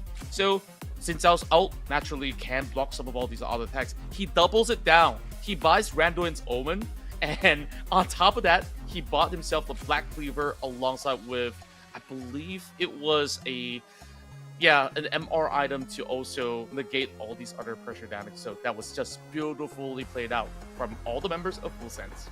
Yeah, and I believe our casters will also think the same. I mean, that first game was more like a statement from Full Sense, but I believe FRC still has something to bring in the second game. So let's welcome our casters, Madness and Manamo, because the second game main phase will be very interesting. I mean, the Xin Sao pick indeed ruined the FRC's tempo, but I think the main core of the first game is early game set tempo. Madness, what do you think? I completely agree on it. That Xinjiao did a lot, but it's also about the rest of the team. Like, we're talking about the Nami, right? The tidal waves later on, the fights, the bubbles are coming in good. Like, you're denying Sivaski from actually coming into fights. That's exactly what Itai was doing, right? He's just zoning him away, as well as the fight. The season, she doesn't mind if she's going to sacrifice herself in the fights. She's going to prevent the rest of her team dying and getting all the kills and the objectives. Like, no objective went over the Faerie Charm, and they have to improve a bit on this. You saw the early invade from the Kindred in the opposing jungle, but it did not manifest into too much damage later on. Yeah, but I think I also kind of worked with the FRC because during the first game they could not get any single big objectives, Manamo. Yeah, and it's because like as Madness said, Full Sense really played well, and there is no real mistakes, from Full Sense, because that's every pick off that FRC is trying to force to get. Full Sense play the macro really well, play the map really well. Objectives are there, evident objectives in the other side of the maps, getting turrets and the big objectives like Herald and Drake. So yeah, for FRC itself, I think they need to play it calm and collected, set their own tempo, their own pace. They knew they need to scaling. So like Full Sense is just really good to try to force FRC to play on their own terms. Yeah, exactly, because that's also what I felt before during the first game between Full Sense and FRC, because it felt like FRC's kind of like dictated by the FS tempo control. Yeah, I absolutely do agree. Like, initially it started with, that kind of invade in the jungle, but they already spotted that with Ward, right? So they say, it's okay. I can, once again, go for that power jungle, take your buff, and reset that kind of tempo. And look how they actually went in for some of all these punishments. They expected the maneuvers. The first blood that happened, they expected the support to move over mid lane looking for a potential gank. And that was just an easy setup to really instantly look for some avenues. And from that point onwards, you could see that they hold back ever so slightly. It's like, okay, you don't get to really cross over certain boundaries in that sense. So in a certain manner, you take a look at the draft for the side of FRC. They also cannot afford to make too many mistakes in the early game, because they need to skill up ahead. You need the Kindred to hit those power spike in terms of items. You also need Savaski to do exactly the same. So it's too much pressure. I mean, that itself really, to me, it was a big draft win from the side of FS more than anything. Yeah, but I think we should leave that to the first game of FS and FRC, and I would like to talk about what could FRC do with their drop on the second game, because both me and Control talk about FRC is kind of like not move enough from the comfort zone, Manamo. Yeah, and like you said, there's quite a few champion pool that FRC has, and I think Reverie is the one that hurt most, because this Wukong and Pantheon always getting banned, and I think the Kindred really doesn't fit the team of Faerie Charm itself. Like, we knew that they like Reverie to play aggressively, try to initiate, especially when he's on the Wukong, trying to get the Cyclone, those big combo.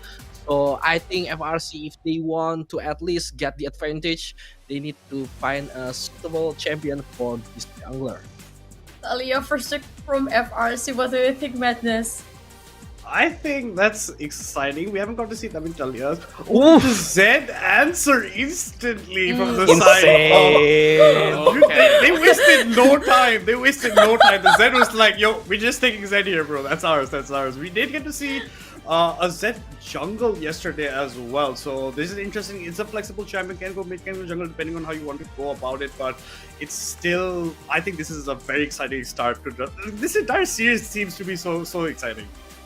Yeah, because I the way I see it is like an FRC just want to prepare something, and FS like, oh, I'm gonna, give you a flag war of flag. Let's war contra.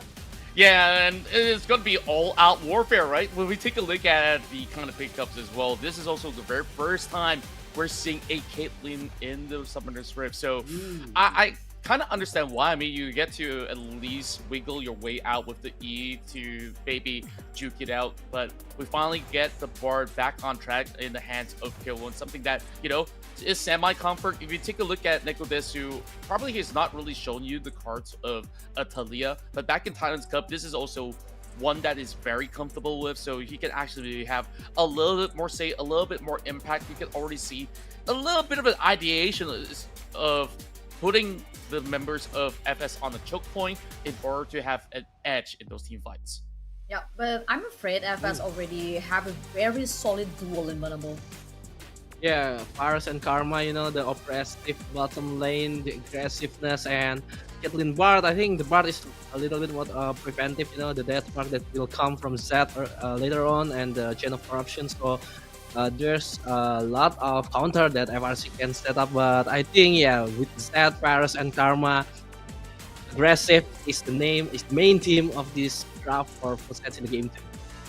Oh my god, I love this drop, and I could not wait what kind of any champions that these two teams will pick against the Full Sense India trying to start a war towards the FRC Contra. Yeah, they definitely want to start something, so you would expect Full Sense to come in retaliating, right? But what exactly are the answers right now? They're already looking to dwindle down the pool coming from both the top lane as well as the jungle.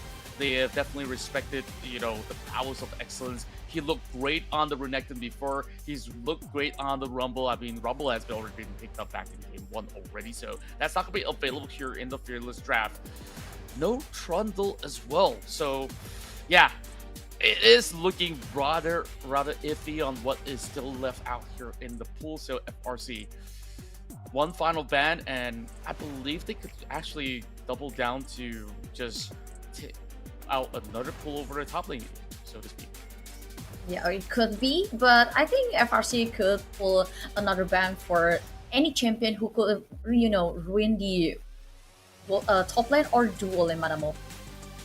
Yeah, I think the Fiora is also a good ban for FRC, from FRC, because Excellence, we see how aggressive that he can play on the top lane, that he can manage, but there's still a lot of options, you know, like Aatrox and Hecarim on the jungle, so actually Zed is still can be flexed into the top lane if Excellence want to play it. So yeah, FRC still has no clue about this Hecarim. Yeah, aggressive plus just pedal. Oh, it's just gonna be absolute massacre. Just such a chaos, man, from Full Sense. Yeah, chaos and madness for Full Sense, but this Gwen pick could be interesting too, madness. Yeah, it is flexible, but at this point in the draft, it was flexible. In that point, you're going to see which both champions come. I'm very excited with the Hecarim. I would also be speechless at Manuel if you see Hecarim at this scenario. You see a center coming in. It's so huge in team fights. You know, the ultimate, the dice can change based on it, as well as you have a very good clear earlier on. You can go for aggressive pushes depending on how you want to be playing it around. And Kiwan on this Bard is going to have a lot of a hard time preventing a lot of things. Like his ultimate is going to be so crucial. The Talon will be coming in. It's a Gwen top Talon jungle, I'm assuming, and oh god, I can't predict what these guys are going to be picking up. Yeah, Me too. I think we've seen a little bit of an iteration of this before, and it seems to be that they are doubling down on this Mbessa. I think it's a decent answer because the Mbessa could still play within the miss that the Gwen actually puts up, so there's still going to be damage to be deterred. But if in the case where she tries to pull in the public execution, it can kind of still be blocked. So in that sense, that Mantra E is going to be the nitro to this Hecarim to really charge right into the fight. So I absolutely agree. It's going to be a little harder for Killone to find a nice tempered fate to have multiple targets locked in it. Yeah, but I feel like this is going to be a early game momentum between these two parties of Contra. It definitely seems very much like the case for the side of Full Sense because you got the Mbessa that's also playing on the timer. If it's going to be late game, she has to play on the sidelines to form a little bit more that split push in those scenarios. But hey, I'm excited to watch this because, you know, we got an exciting draft on both ends. Yeah, that's definitely very exciting. So I'm going to toss it to our casters, Marabo and Magnus. Take it away! Wow, full sense again, madness with an unorthodox draft, but we can see the vision, with the hacker with Z and the Ambassador last pick. I really love it because I think there's a lot of backline that Ambassador can utilize, especially the Caitlyn, and there's no much response or CC from the side of FRC, just the Cosmic Binding, Tempered Fat, and the show maybe from the Talia, and that's it. There's no much of layering or delay to what Full Sense can do. Yeah, it's hard to peel for your Caitlyn, honestly. She's going to have a hard time surviving. And we're talking about the chains of corruptions. We're talking about the Z death mark. We're talking about the Hecarim just coming in. So there's a lot of things you have to walk in. And if they layer it properly, it's going to be hard. Like Contra was saying, for the Tempered Fate to come in from the Bard. Like how you have to... This is like such a high priority in the sense of how you're going to... K1 is going to have so much pressure on him to perform in this game. Especially that they're 0-1 down in the series, right? They are guys currently not with the momentum. It is FS with all the answers, especially in the draft. The creativity these guys are showing while drafting, hats off to them. I really like what they're pulling out, and it's making for some exciting League of Legends to watch. Yeah, but also I just want to give respect to FRC for last picking the Talon, because the Talon, if FRC got a lead and this Talon gonna be really wrecking, but if they're behind, it's gonna be hard for FRC, and we'll just see. FRC got game number 1, game 2, and point number 1 for themselves, or Full Sense, another banger. The draft inside Hecarim and that on their side will manage to bring them to the match point. Yeah, I'm not quite sure how well FRC can answer back after that game 1. It was a lot of domination onto them, and now it is up for the chance of them to make this series 1-1, make it a more of a competition. Hopefully, we will see what happens in this game.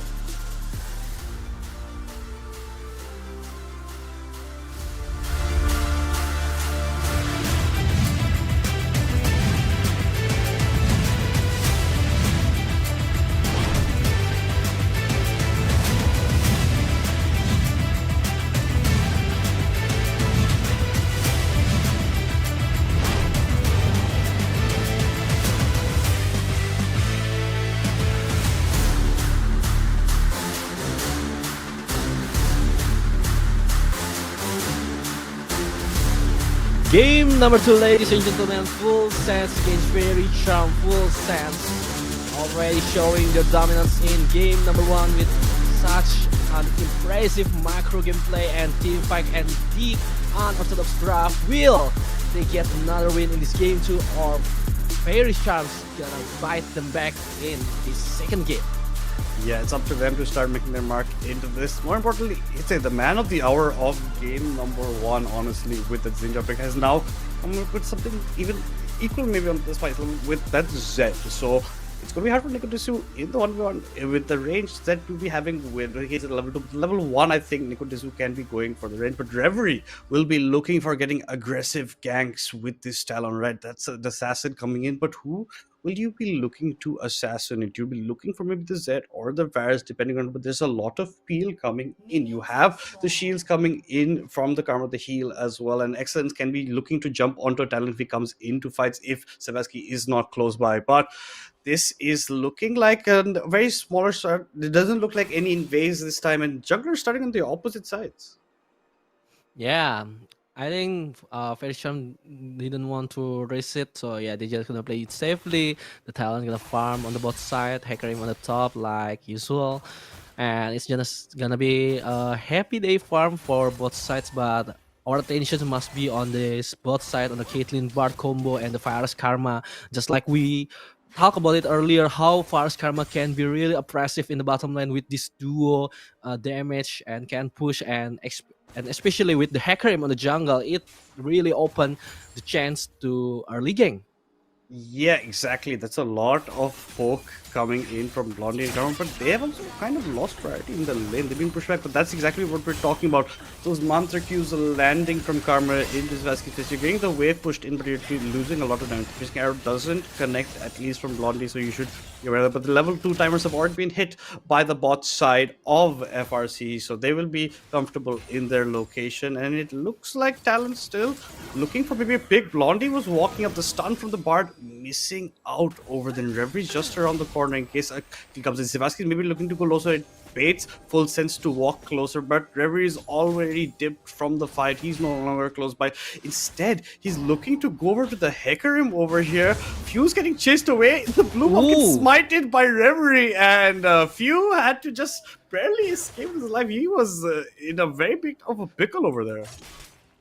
Yeah, and it's actually a really unique petting too for Few because they start from Raptors, Wolves, and the blue buff. The blue buff got stolen, and they now need to get the red buff itself. But a good movement from Reverie, playing really aggressive early on, and the mid lane Ite trying to get some damage against Nicodes because at this matchup the flash has been baited out because the show. So I think Nicodes in this game too got the better early game rather than game 1. Oh yeah, definitely a better earlier game than what game 1 was looking like. A lot of pressure coming in for themselves, and I love what Reverie's doing, but Reverie is not done. Ite has to run away, not quite sure about when his shadow cooldown will be coming back. He's keeping the distance. The flash by Reverie plus Talon's coming out. This should be the kill going over. First blood picked up by FRC by the hands of the mid and jungle combo. Yeah, again, Ite just trying to play it aggressively, losing his flash and didn't know where Reverie is. And because the blue buff from earlier, Reverie get the urgency to just move back into his own jungle and set up that gang, knowing that Ite cannot go back, and he not having teleport really costs him a lot in this lane. Yeah, it's gonna kind of rush. Sevarsky going low, the flash, piercing arrow. One more auto might be enough, but the charm to heal actually. The cups were left behind by Kiwan, so Sevarsky is gonna end up living. But his flash is Benbird plus his barrier. Reverie's around the corner, he's gonna jump in. He doesn't have the flash to jump into Blondie, so that distance cannot be narrowed down enough. As well as Blondie doesn't have his own flash. Has to be careful. The root gonna connect from the Karma, gonna lock him in place as the Bard is gonna match away. I think the wave is just gonna get cleared. The full clear comes back. Reverie's recall was getting cancelled in the bots, and another piercing arrow comes, hits both the Bard and the Talon, as now the wave's in a very good spot for Frill Sense and not in a good spot for Faerie Charm. Yeah, and it's really cost a lot of time for Reverie because he's been held back a lot. Like, I think the FRC expect that after that early gang, the damage, Blondie and Yuyusaki just call it a day and recall back, but no, they just trying to trade and give some damage and apparently buying time, so Few can get some Grom from FRC jungle and maybe looking to reset and get a gang in the next he came back. Exactly, they will be looking to maybe get a next gang, maybe get a reiteration of something of the sort, but for at least now, only one kill on the board, going over the side of Faerie Charm. Goal with them having this very slightest of edges. Nice dodge by Nicodesu on the WQ coming for the shadows plus the Q from him. And top side, excellence, already hit that level 6, maybe look for the death mark in the middle lane onto Nicodesu, but Kiwana is here for the roam, and the death mark doesn't do that much damage even with the ignite ticking out. It was going for maybe a fadeaway WQ, but it did not connect the way he wanted. Bard coming in at a crucial time to rent the tally from going down, and Ite has to be careful. He's low on everything, doesn't have flash available, doesn't have his W. W should be coming up very shortly, exactly as that, but the rake comes in from Reverie, does come into the stun. Karma, who gets knocked back by the running way by Nicodesu, but look who's come into the fight. It's going to be Few. The horses come in to get a couple of it. Reverie gets the pick up onto Karma on the back side of it. And Nicodesu, you don't have flash, you don't have mana, you are not going to be long for this wall. It's going to be like Few's going to be picking up that Strangler. That's a lot of action, and it's technically a 1-for-1 over there. Yeah, 1-for-1, but Reverie at the time, I think he knew that this is gonna be overcome it from FRC, but no, he decided to just jump in, got some kills, and come back safely. And in overall, yes, it's 1-for-1 threat, but at the tempo, at the team fight, we can see full sense still doesn't have the damage yet, still doesn't have the utility yet, even though the Hecarim came in the perfect time. And we'll see this, like, it's 2v3 from the earlier, but look at the overcommit been decided by FRC. Didn't realize that Few already came, the Flash already on with the magical journey, and Few unfortunately got cosmic binding by Q1, and Nekodes just stayed too long and give his life for Few. It's 1-for-1 trade, but Tempo, I think, full sense trying to get some more, and we came back, and there's a public execution, but there's not much left because Dash with the snap still can manage with the passive to dash away, and this top side looking a lot whole better after the shove, and the IT taking a lot of damage, but still Fits of Warfare been claimed by Full Sense for the first these 3 kills. Yeah, the first 3 kills do go over to this time. The Deathmark does claim the life of Nikitu. And also, when we were watching that replay, actually, it was Savasky who ended up dying in the 2v2 in the bot side. Karma ends up picking the kill, but that's still 1 kill that adds 2 feats of war. That's why they have obtained that feat for themselves. Reverie going to be looking to jump onto Excellence over here, and you can even see the sniper shot coming in with the Caitlyn to narrow down the damage. The flash comes in from the west, but she has so many dashes. It's going to be hard to catch, but at least you get the flash getting burned from it before you look to be heading for the grub. So it looks to be an exchange of grubs for Drakes here. Yeah, it's gonna be exchange for grubs and Drakes, but I think it's really benefiting FRC more, because with these 3 grubs and they have Caitlyn and Gwen, the side lane pushing, and Talia, of course, the side lane pushing is gonna be strong for FRC. But Full Sense, they like their Drakes, like how they set up for the force Drake fight into FRC, so I think Full Sense gonna be quite happy about this trade.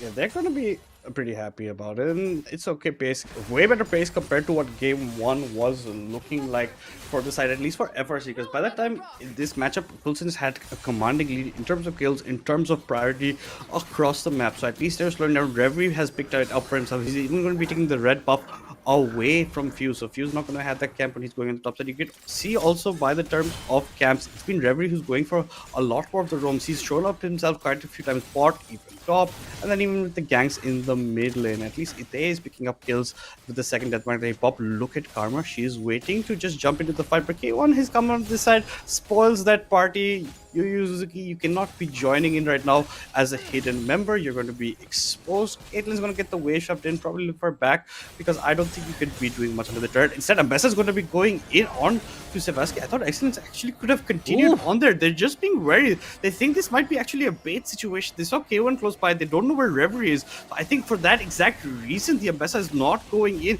Instead, it looks like Karma might get out of the root lands. The wall comes in from the Talia. She's made her way into this fight. The seismic shove will connect, but there will not be a follow-up. I think that should be the end of that skirmish. The bot side, unfortunately, Dust will be the one paying the price for the gang stop. With the help of Few, Blondie will be helping Few pick up a kill on the bot lane.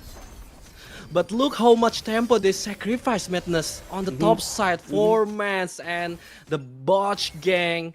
And the mid lane, there's no one responding. Ite and the bot side, they got killed into the dust.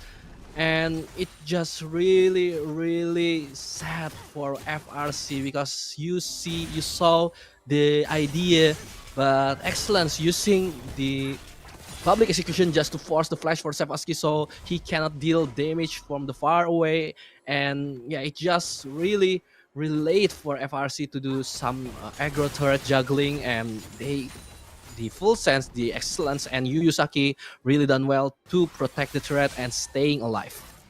Exactly. He did a good job protecting it. I like the root comes in for the cover. She even dodges on the stun from the Bard. So she was bobbing and weaving through the fight. And you can see the items have started to come in bot side. For the Caitlyn the Collector, for the Varus, you have the Yomu. So he's going to have the added move speed. And there's a triple eclipse on the side of Liz. And yes, there's a triple eclipse. It looks so nice to see the inventory like that. But that is a lot of shielding coming out, where I think the Serpent's Fang that the talent will later on will come in huge. In the meantime, in the mid lane, Ether is going to use the Death Mark as well as the Tempered Fate came in.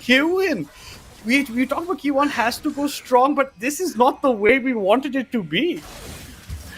No, there's a chance at least to force flash from ET, but the tempered fate itself, like Contra already mentioned it, it's really gonna be a hard time to time this tempered fate against a Z, and that's what happened. And again, IT tried to come in against Q1, but Nekadesh with the damage with the rocks that been thrown into their face, but IT still, of course, can bring it to safety, and the onslaught of Shadow from Few. The shove is perfect, and Q1 trying his best to support this Talia.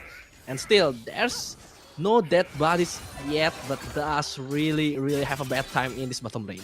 Yeah, and that is also going to help hurt the mental of what was happening mid-side. Because that looked at least, yeah, you're getting the flash away from Ite, but a bit of a mess up on the Tempered Fate. There's going to be a lot of talking in the calls, but Reverie looks to be cut out by Few. He's looking to jump over the wall. That's exactly what he'll do. And this is Few taking revenge for his red buff being taken in the top side, going straight into the jungle of Faerie Charm, claiming it as his own. And this might be even a turn fight, but Few has to run away. Yuzaki's going to be fine. Look, the way the wall comes in, it's going to block away the path from the Karma, but there's not enough follow-up. The slows will also be coming in. A piercing arrow for Blondie for good enough sake over there, as Drake's coming up in like 35 seconds. Yeah, and there's a quite little bit of weird sequence from FRC because Q1 already casted the Magical Journey and no one takes it, even though it's really Yuzaki escape route. But in the end, like FRC maybe thinking that they don't want to force the issue, but again, full sense right now. After the early game botch, he managed to picking up himself right back and close to 3,000 gold lead in this 13 minutes, and excellence and dust. With just as you said, this triple eclipse in the team fights is gonna be a really annoying for the side of FRC. But Talon again, look at the shielding. It's really a counter to this Talon.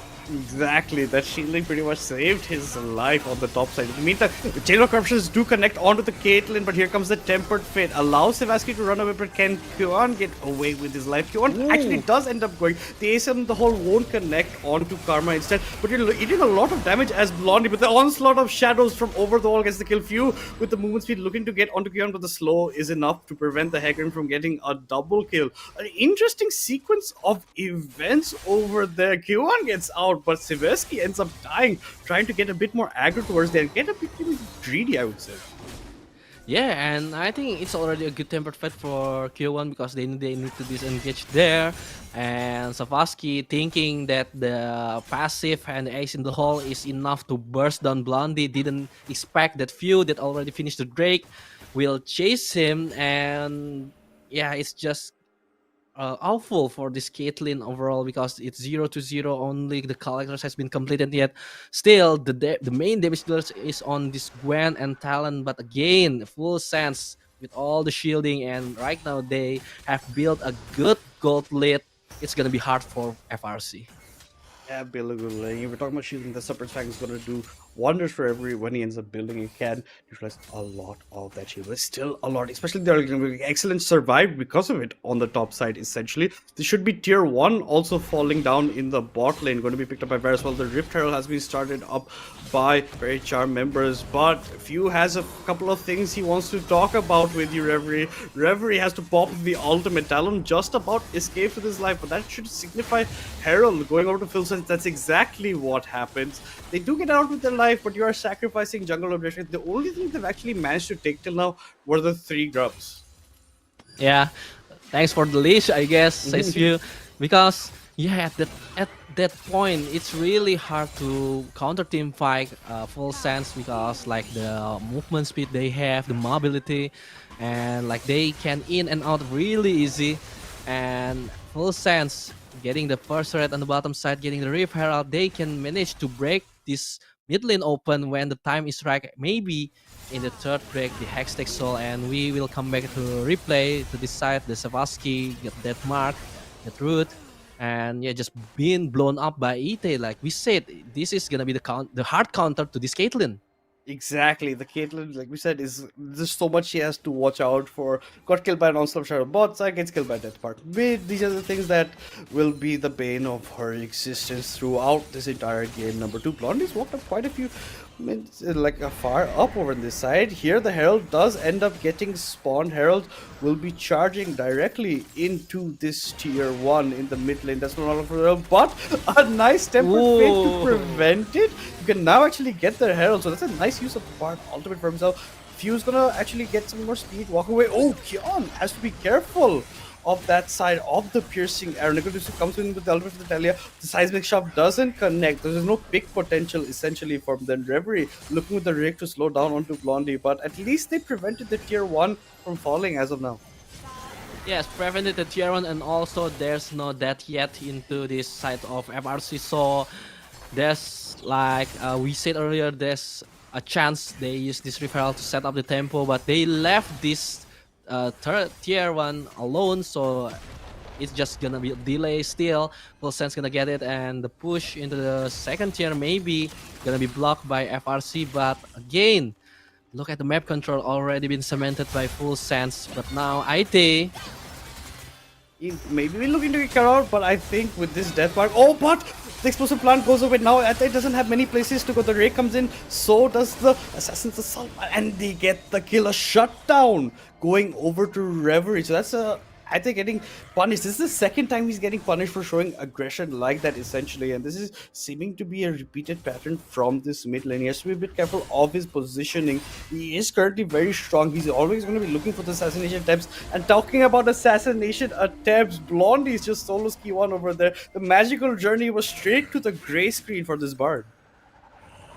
Yeah, the Bard again, the Q1 gonna be the sacrificial for the side of FRC. Full Sense.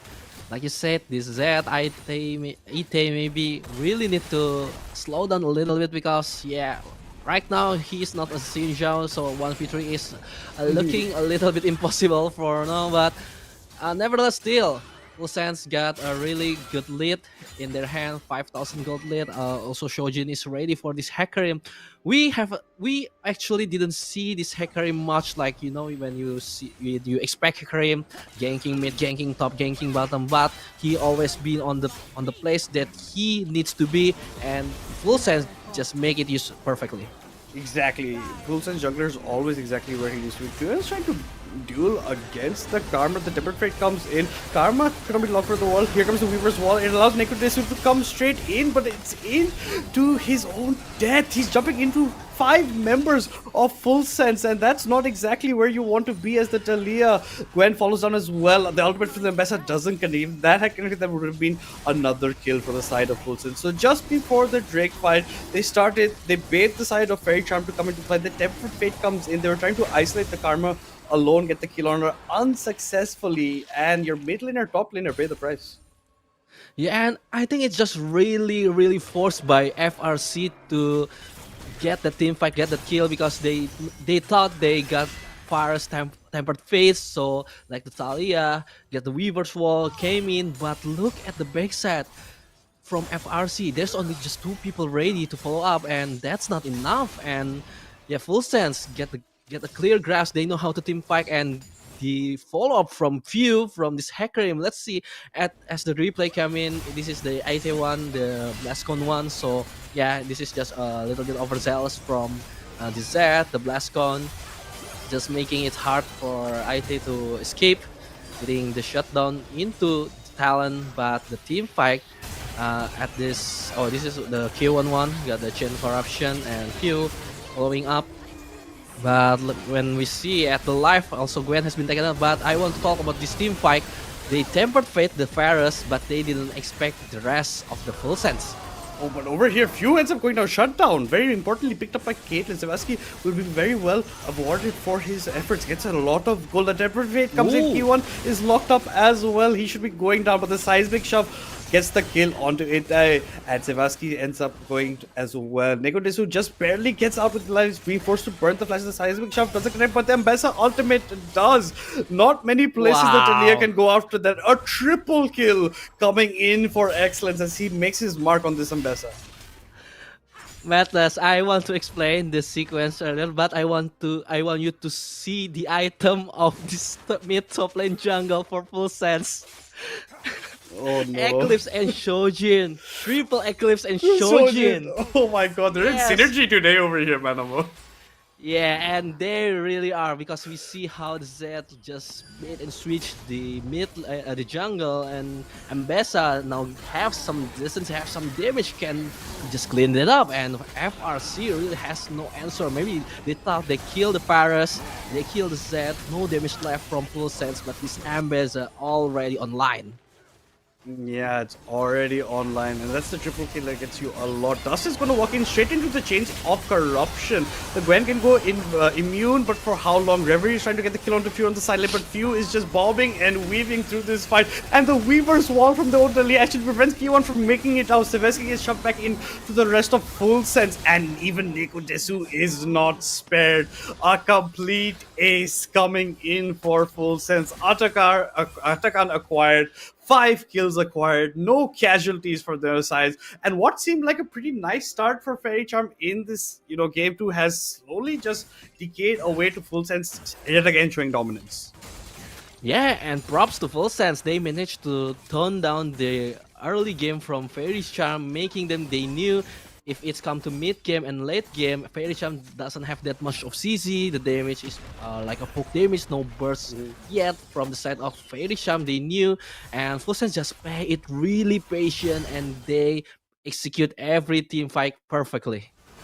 Exactly. Just look at this fight over. The Gwen ends up eating chain of corruptions to her face. You can go immune, but how much time can you buy? And Reverie doesn't even get the kill onto Few on the side lane. And talk about the Weaver's wall, that actually prevented the Bard from running away. So this is payback for that tempered fate earlier in the mid lane. That's what I think Neko Desu is saying to his Bard, because that was both of them trolling each other. And unfortunately, it's not looking good for Faerie Charm right now. There's still a couple of avenues the way to come in, get back into it, but this is looking like full sense's game to throw, because like you talked about time and time again, the CC is definitely lacking on the side of the team from Malaysia and Singapore. Yeah, and look, yeah, you can just compete with this damage because there is no pure tank also from the side of FRC. There's no one who can block the damage from this Ambessa, the Zed, and this Hecarim. Nevertheless, also the Pharos, if you want to mention, and the redemption from the Karma, the healing, the shielding. It's just really hard for the FRC, especially this Reverie already at the state of nice game, and thus right now gonna be taken down by Few, but no overextend because Onslaught Shadow connecting to the tree. Blondie gonna give some damage, but Few taking some aggro shot of the turret and managed to be taken down, but the double kill from Blondie didn't want to miss the party. Yeah, they could have even been a triple. Dust pretty much just barely survives, right? Few does go very deep with the Onslaught of Shadows, but prevents the rest of his team to also follow up. They're gonna get those kills. They're looking for their tier 3 in the mid lane, while Ambessa is just working in the top. She's just proxying the wave over this point.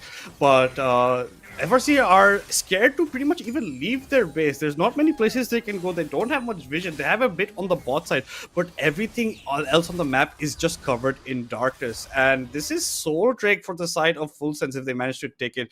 As you can see in the replay, it all started with Few trying to go on to Reverie, who was trying to just get a couple of jungle camps. This poor talent has been starved a bit later on, and then Dust was the guy everybody turned their targets to. He just about survives. As you can see, goes immune at the exact time when Few goes in onto him. So Hecarim ends up dying, but you're focusing so much onto him. Sevaski's left alone, nothing to protect him. So as for the Bard, so they go down. This should just be full sense taking Soul Drake for themselves. Yeah, and look at this comes with Hextech Soul. I think their FRC, yeah, really they cannot escape from now on, because yeah, the slow from the Hextech Soul, also the Hecarim and Ambessa and Zed that will always be on top of your head. Plus now the Baron's gonna be contested, and I think this might be the last fight from both sides of the team. Yeah, this might be looking exactly like this. It's going a bit longer than the last game. We are hitting around the 26-minute mark, and they are setting up trap setup. But Blondie and the side of it, I have different ideas there. Like, we do not need Baron. We're just going to get the pick onto Sevaski, who is 1-7. We have talked time and time again. This Caitlyn cannot breathe. They're going to take down tier 3. They're going to take down the inhibitor. Another tier 3 in the bot side shortly We're gonna follow. The Temper Fate connects, but so does the Chain of Corruptions. It's onto the Gwen. Dust can't survive. He's not immune for long enough. Excellence going in onto the backline. Nikodesu trying to run to her out to his fountain, but just not enough in time. Nothing is left from FRC. Another ace from the side of Full Sense as they march it in. The only casualty gonna be the Ambessa, and yet again a very, very strong performance for Full Sense to take game number 2 and to put us on series point in this best of 5 semifinals. They don't need Baron, they just only need a good team fight plus Hextech Soul and Full Sense. Again, dominating Faerie Charms on the game 2. A good draft, really good read about what Faerie Charms want to do, and they shut it down perfectly. A little quite nice touch with similar item build from this mid top lane jungle combo. And yeah, overall it's like we said on the draft phase with Abigail and Contra, these Caitlyn's is really cannot do anything, because yeah, what are you gonna do, because yeah, this MS Hecarim Z always on top of your head, Madness. Yeah, like what exactly? What can you do? You can be maybe the best ADC in the world and you can't do much. You don't have any peel for you, essentially, in this comp. Yes! Like you said, this is pretty much a burst type of comp coming in for them, and unless you get that early man advantage, early game advantage, what Reverie was trying to do, trying to burst it down in mid lane ganks, but it's just not enough. Itai played aggressive, was punished maybe twice for it, but after that it just came to fruition. The just change of corruptions into a death mark is pretty much the death of Savasky. Where are you going to go as a Caitlyn? T1 had a couple of pretty okay tempered phase.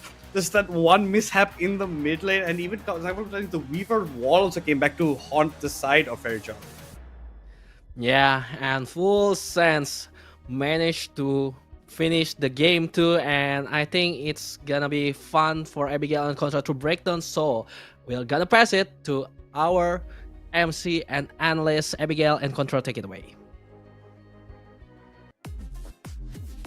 Thank you so much to our lovely casters and batters and Batable. I mean, during the second game, the early game momentum at its finest for both sides, to be honest. I mean, that was beautifully played by those two teams. But at 10 minutes, the FRC's trade tempo started to fall off. And I started to question this Caitlyn pick from FRC. Well, I wouldn't really blame the Caitlyn, because you can see how many potential dives can actually set into place for the side of Full Sense. If it's not the Mbessa, if it's not the Zed, you have this unstoppable Hecarim. Whenever he opens out the Onslaught of Shadows, you better run, because there's no frontliners coming from FRC to save the day. The only thing that they can rely on is the Bard's Tempered Fate, which, you know, you want to use it for pivotal moments to try to exchange in some of all these team fights, but I felt like, you know, their game plan for the side of FRC initially was to maybe open up more avenues. They felt a little bit more confidence when they managed to pick up that Gwen in this draft. They managed to also secure the talent to try to gain a little bit more of that priority over on the top lane. But even despite so, you saw Excellence was so incredible on that Mbessa that, you know, he doesn't really have to do much. He just needs to ensure that he doesn't get caught out. Meanwhile, we have seen instances where FRC, they try to go for those pickoffs. It took so much to even get, you know, a kill onto Itay that they had to burn multiple ultimates in order to do so. Let's quickly take a look at the early exchanges. They did manage to get that quick setup over a mid lane that did manage to see punishment set right in the stone to get a kill over on to you eventually. But instead, the arrival of Few came in so timely in this manner that it was so much so that all these pressure onto that mid lane is starting to really crack, and they managed to also claim the feed very quickly. Despite FRC, you know, they had a couple of setup, they went in for a dive, and yet again, it went pretty okay. But always, they gotta remember that there is gonna be a form of retaliation as well. FRC, they didn't manage to really convert all too much, whereas we still see Dust getting punished. Yeah, and to be honest, View's pick of Hecarim is kind of genius, because he has brought lots of pressure even with just his presence.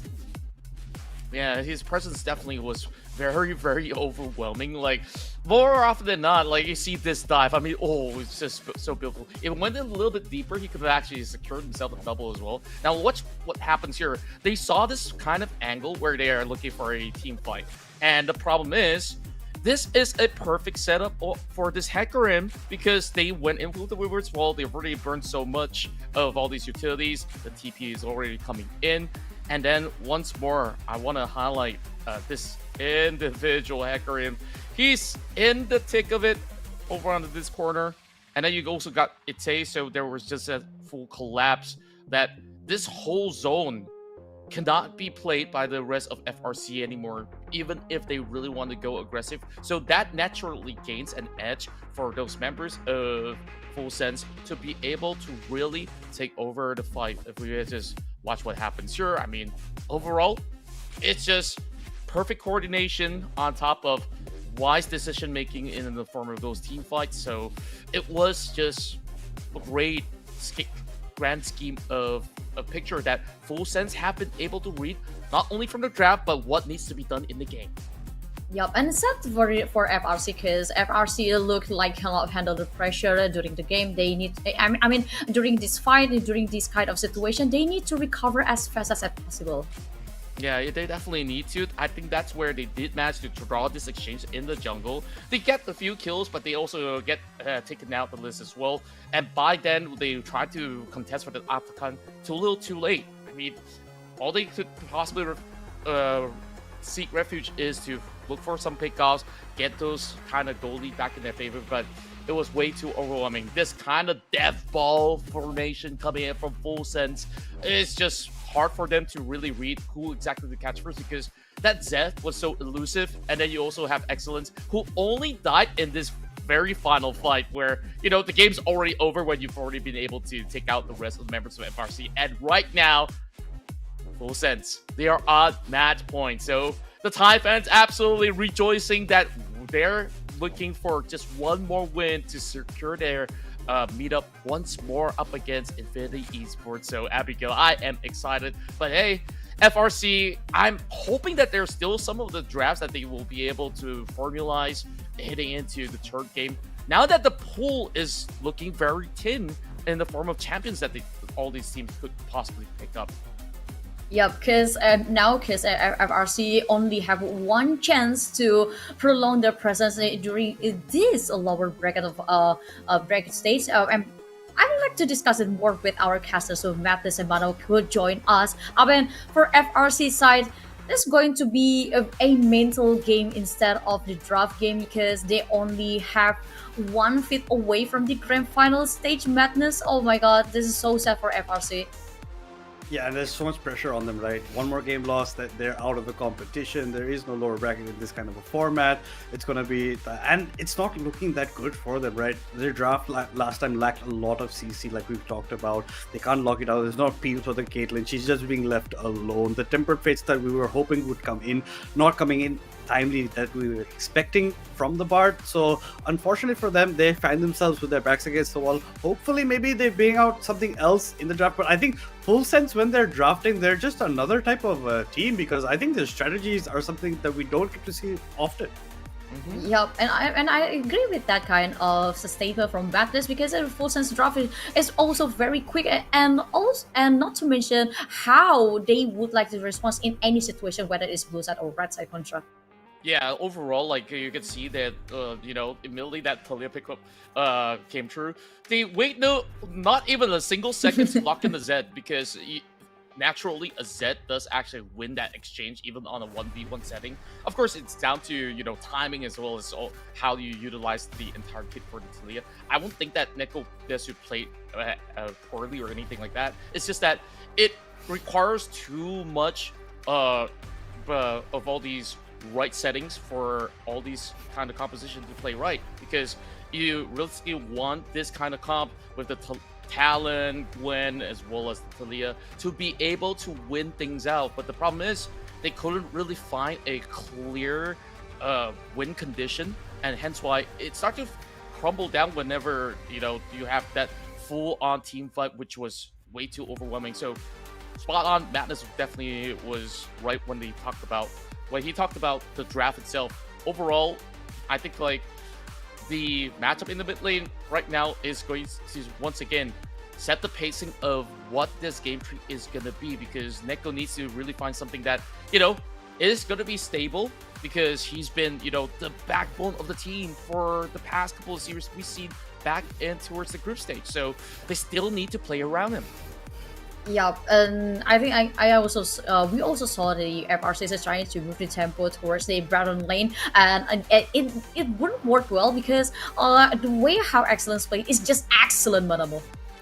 Yeah, and I think Excellence just have the Land Kingdom, either it's a weak side or the strong side. They just capitalize and the build item, and you Contra mentioned it, when Excellence dies the game is over, so it doesn't matter. And for FRC itself, like my concern other than Nekodes, like Contra already mentioned, is Reverie, because we really see he's playing Kindred and Talon. It's really not working for him. We saw in the group stage he play more like utilities jungler that can set up. So coming into game 3, I want to see Faerie Charm just playing in a sense a really basic draft that have a lot of setup, a good damage, a disengage, because in the first 2 games we see how lacking of crowd control they draft are. And talking about the draft for the 3rd game, I mean, Lee Sin is still wildly open, Madness. Lee Sin is wildly open, but what is never being left open for Reverie is that Wukong and Pantheon, right? Yeah. It's always being banned out against him, and unfortunately can't do much. And then the Annie first pick coming in from the side of FRC this time. They're going to still be on the blue side, selecting for themselves, but let's see what else they can be picking up, because like we're talking, CC has been lacking. Maybe they're hearing us, maybe they're also rethinking, maybe they will also be building it into this game 3 draft for themselves. Yeah, but for full sense, Skarner, that would be the very first time in this LCP Contra. Oh no. Okay, they switch it up, and right now the answer back, okay, before secure the mid lane, tell you what, we're gonna have that perfect core Ite special, and it is gonna be the Silas. And to double down, they say, you know what, I know FRC is drafting a crowd control composition. They're thinking about the Ashe as well as like, okay, it's just a little bit of teaser. They have the Jarvan in their hands, which is also something that Reverie has picked up before. So they are denying this pick to fall into the hands of the MYSG roster. But this has also put lots of pressure towards the FRC with Silas and Jarvan, because it really helped in terms of teamfight Manamo. Yeah, and I think the Lee Sin that you asked, Abigail, is coming into FRC, and at this point, I think that's the best option that Reverie can use after Jarvan has been counterpicked by Full Sense. But again, this is Silas, Ite Silas that we're talking about, that we already talked much. We praise a lot about this guy using the Silas, so there's a lot that can FRC do, but this T-Burst that maybe make a difference, the Stolen T-Burst and the Avelios for Full Sense Blondie. So already the matchup in the bot lane against the Corki gonna be interesting. Yeah, it's gonna be very interesting because you have lots of options with Felia's Madness. Yeah, you definitely do, and he's going to be outscaling the Corki on the later stage. Like, Corki hits that 2-item spike, he's pretty strong, but that's the mid game we're talking about, and it's not like he's very mobile. He has the Valkyrie to get out situation, but if the Valkyrie's down, the Flash is down, how are you getting out of the Cat in Prison from the J4? And I really like what they have done from the side of Full Sense to deny a lot from Reverie. Like, they pick up the Xinjiao earlier on in the other game, take it in the mid side, they're denying that pick later on in the Fearless draft, and they have denied him quite a bit, and he has been on that suffering kind of thing. His talent was looking pretty good last game. He was trying to get Talia ahead, but unfortunately it just didn't work out for them. Yeah, but for the ban from Full Sense, they just deny a Poppy and Treasure for FRC. I believe that FRC just don't want to FS got a full space for Aphelios to become fat before its time in Contra. Yeah, I definitely do think that they are removing a lot of safety net for this Aphelios to play, right? So Reverie could also look to really snowball the bottom lane if he can actually find a good angle to dive. So instead, they go in for a ban onto the Rakan.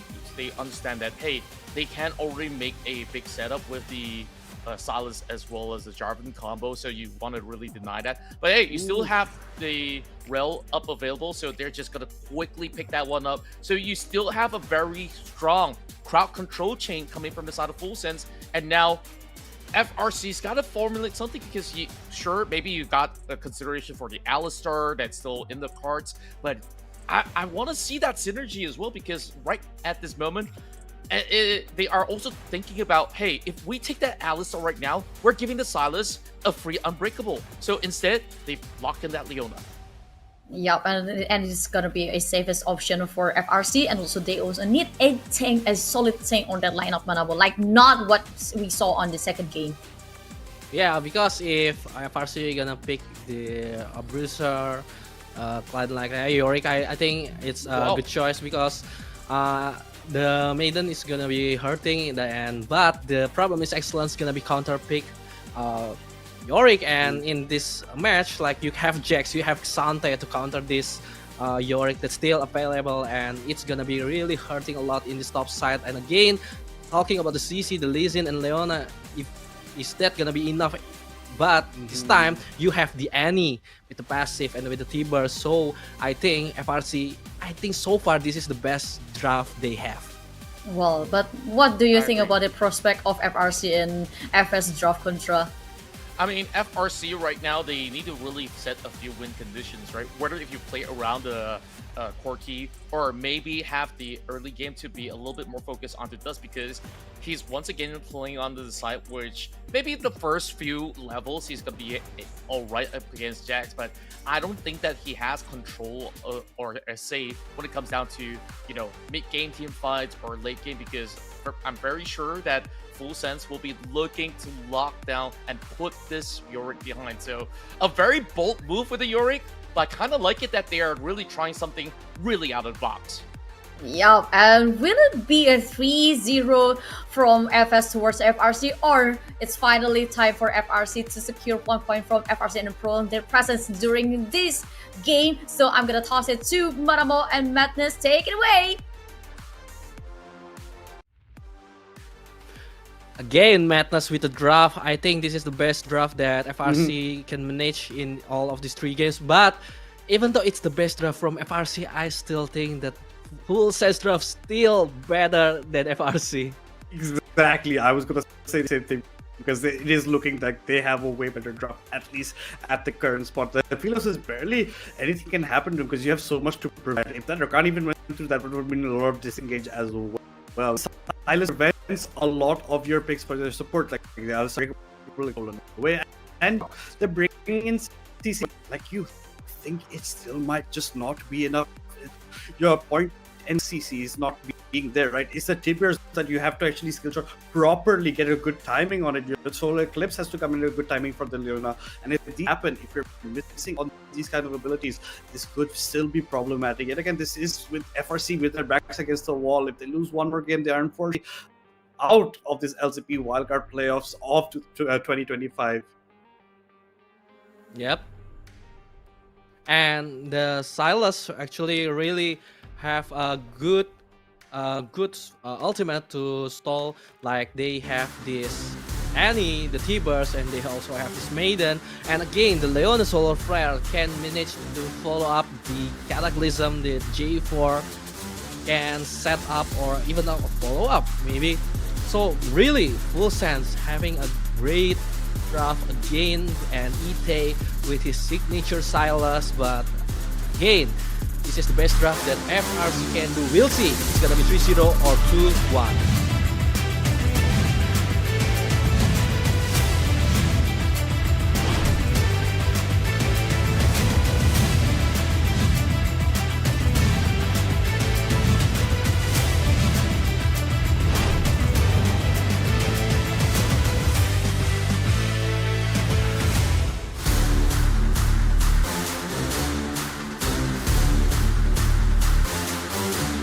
Game number 3, potentially the last game for today, since Full Sense already get their match point, the series point.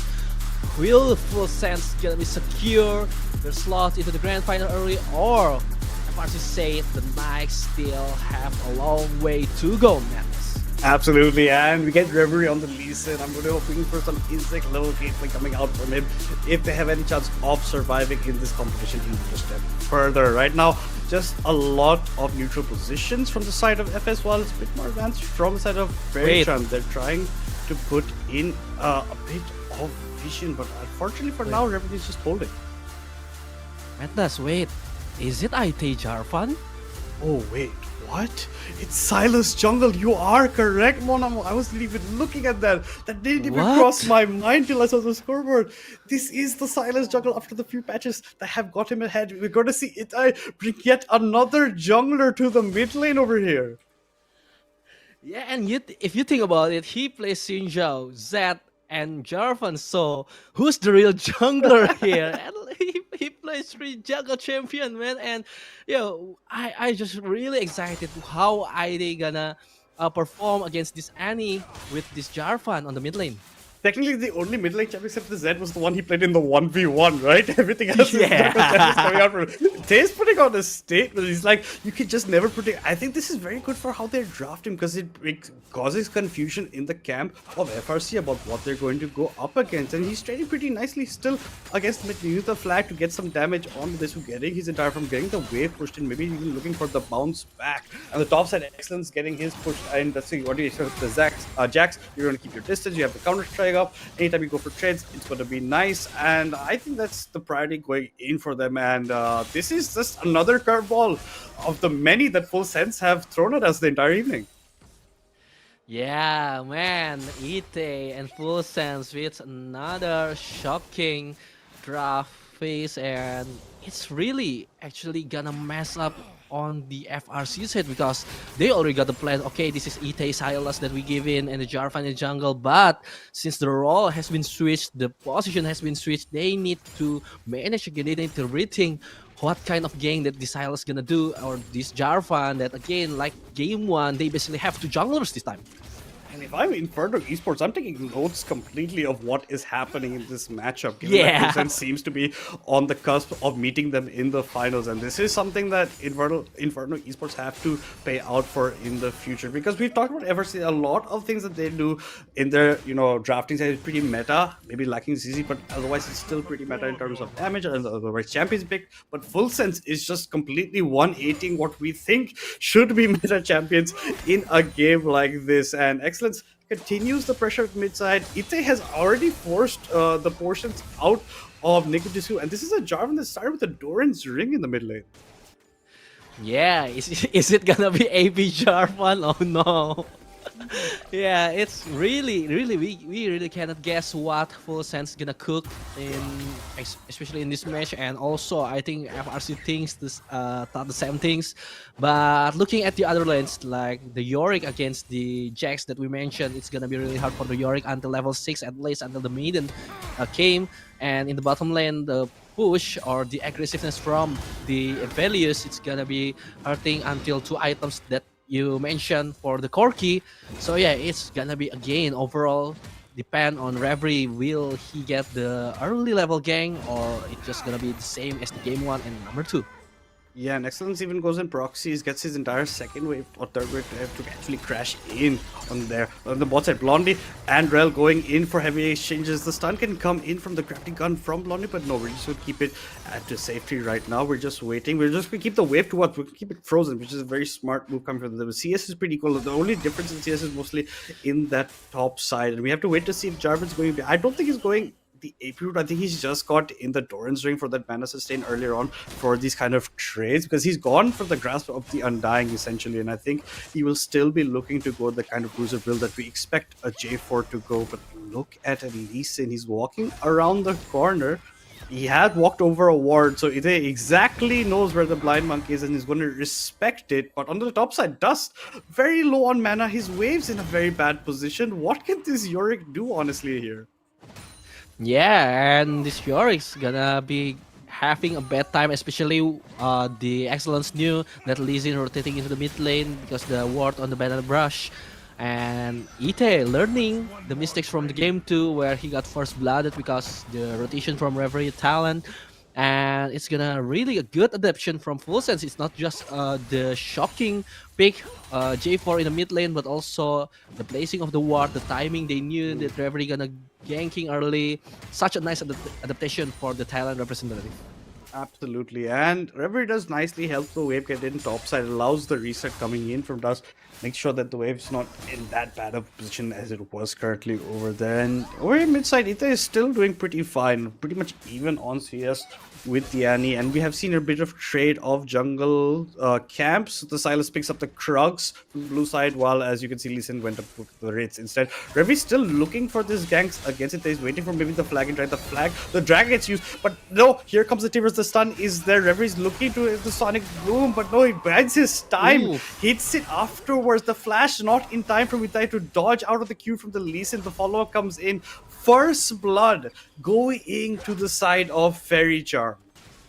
Again with the gang to the Ite and the first blood, so I think it's just a little bit greedy for Ite because they knew he knew that Nekodes already have level 6. Referee obviously gonna be there for the follow-up gang, and also there is Q1, so really there's not much that Ite can do, and he burned his flash also. Not having the flag and drag, maybe I can see right now what is the idea of this J4 after the stun. They can buffer the stun, but wait a second, because there's a gang on the bot side. The dive over here on the side of Dust, and the Solar Maiden was actually getting procced as well. It's a very successful dive. The kill goes over to a couple of blades will be going to the side of Full Sense, and this has been pretty much the story whenever Dust has been left alone on the lane. There's a lot of dives always coming out throughout this entire series. He's being used to force his TP to come back into the wave, and he is dragging this wave towards himself, keeping it far from Nicodemus, being careful of maybe Reverie coming in for a repeat gang because he knows the Jarvan doesn't have his flash. And again, for the third time in a row, the first Drake is gonna be taken by Full Sense. They really like the Drake tempo, and this is something that FRC cannot manage to figure after the early gang to the Drake. So I guess they got the first blood, that's alright, but again, the tempo on this mid to bottom side is already being controlled by Full Sense. Yeah, Full Sense is dictating a lot of this place. Reverie looking to pick up grubs. Yu Yuzuki just trying to be a thorn in his side, but he picks up a majority of that camp for himself. But look at the wave top, right? It's always going to be towards the side of J4. It's hard for anybody to walk over, and that's exactly why Faerie Charm instead choose to pick up the trade of the grubs for the Drake. And you can see Skyrim War was used to know where they are, but Silas in the meantime will be looking to take the red buff away from the side of Reverie, and yet again respecting that they don't have any vision topside. They know the grubs are being taken. It's going to be hugging the bottom side of his river. Yeah, and again, Few with another successful invade into the bottom lane. They also knew where is Reverie at because this ping ward, and the pressure into this bot lane is gonna be massive from Full Sense. There's actually a movement from Zavaski and Q1 trying to salvage this bottom lane, but Blondie is really uninterrupted in the farming on the both side, and Zavaski trying to get a crash down, and there's follow up, and Jarvan, the ID is there, and the Stolen Solar Flare hasn't been committed yet. The flash, the double flash from both Q1 and Zavaski, and I think Full Sense gonna be satisfied with that. Full Sense gonna be satisfied that you got a lot out of Zavaski, got both his summoners, but Nico Desu is coming in for maybe a Tippers. The flash stun connects, the Tippers launch afterwards, but the Affiliate Solid follows through. It might also be on the chopping block, but here comes Yuzuki, still level 5, no magnetic storm, but Blondie has been left untouched, and Blondie is doing a lot of damage. He's gonna get the kill onto Luna, double kill. The blasting plant might allow Annie to escape. That's exactly what's gonna happen. So at the end of the day, it's gonna be a 2-for-2 in that bot lane exchange. Oh, yeah, and as Full Sense, they will take it, but Yu Yusaki playing too far away and trying to give this life to Nekodes, and it's valid for in the end it's gonna be 3 against 2. But look at Blondie, the double kill that he got, and the plating again. This Aphelios gonna be snowballing really quick, Madness. Yeah, the Aphelios is looking to be snowballing quite quickly. Picks up 2 kills. That's not something you want to be giving to Aphelios in a lane against a Cork. You take some time to say. You just look at this fight. The flash forward, the stun connects. He's not even risking the tippers early. He's just getting the stun out instead. But then the follow follow-up. If this was a magnetic storm from Yu Yuzuki, if he was level 6, this could have just been Blondie getting even one more kill to himself, and Nico Yeah. would not be allowed to get out. You can see Blondie even Yu Yuzuki uses the flash to actually maybe try and prevent Nico using the blasting plan to get away. But after that, he's left in no man's land, and the kill does get picked up by Faerie Charm. Yeah, and it's really unfortunate because Aite also finishing his boots first, so there's no real damage from this J4 trying to salvage the situation after that. And this both side, I'm sorry, the top lane does with the Maiden actually dealt some damage to Excellence. Excellence didn't have the freedom that he got earlier, so it's a little bit better. But Q1. Q1, this is not the place you want to be as the Solar Flare is used, but actually he does get out, but Few comes in, the chains don't connect. The damage is that the Cataclysm is going to lock in the side of Reverie as well as Nico Jitsu, but it's you getting locked in with them. They're not locked in with you. That's it. The mid laner going up, but Few's not done. He's going to go on to Reverie on the other side, but he has to make his escape. He even uses the smite to slow down the Lee Sin, and a fadeaway chains don't connect. And if that chain did connect, it might have actually been detrimental for him because the Annie was close by. Yeah, again, I think it's because the problem with the itemization that Ita has. He only got the boots, the magic resist boots, and no real damage yet from this J4. And even though the Cataclysm is good, it's on 2. And but look at the replay, Pew maybe getting this Leona, but it's taking them too long to secure only this Leona. And West Referee with the nice double kick into the backline, and Nekodes, of course, gonna be really happy with the double stun in the Cataclysm, and there's no real damage that can be produced by the side of Full Sense.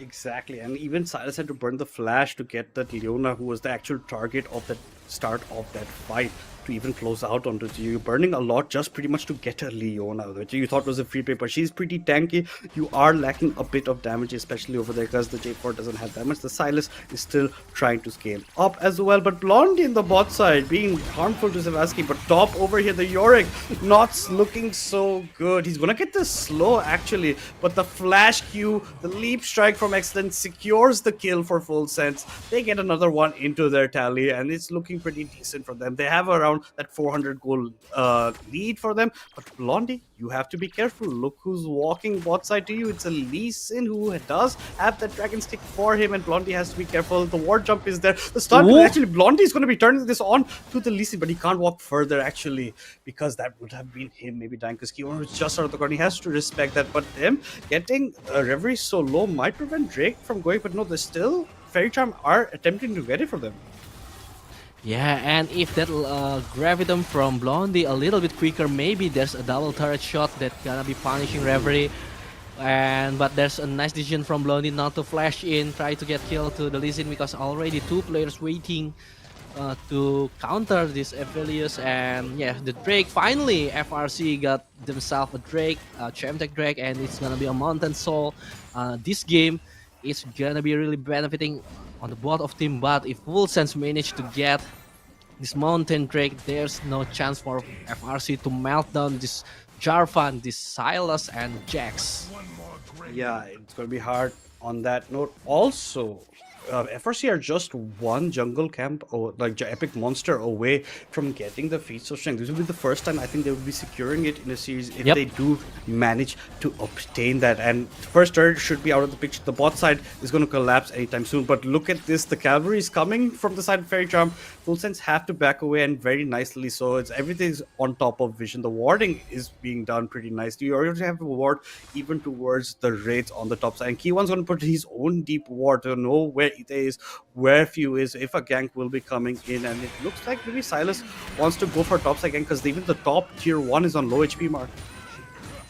Yeah, and this Excellence, he really cannot join team fight this time because he's been occupied by Dust, and Dust play really well in this game 3. Just making sure that Excellence cannot join the team fight, but also a gang into the top side. Again, Few knowing that the top side is gonna be the strong side of Full Sense, and he equalizes it by getting Dust again, plus the turret number 1 on the top side.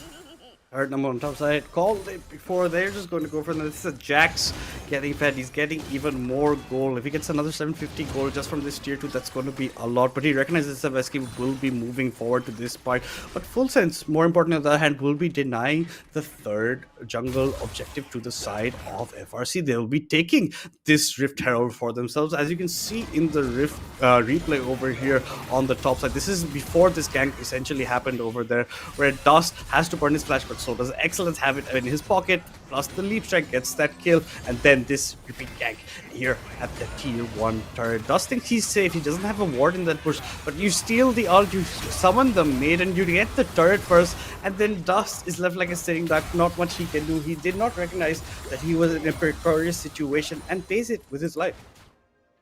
Again, the stolen maiden really working a lot for few, just maybe trying to get some extra damage or just trying to tanking the first turret shot, and thus again gonna be the target for the third time.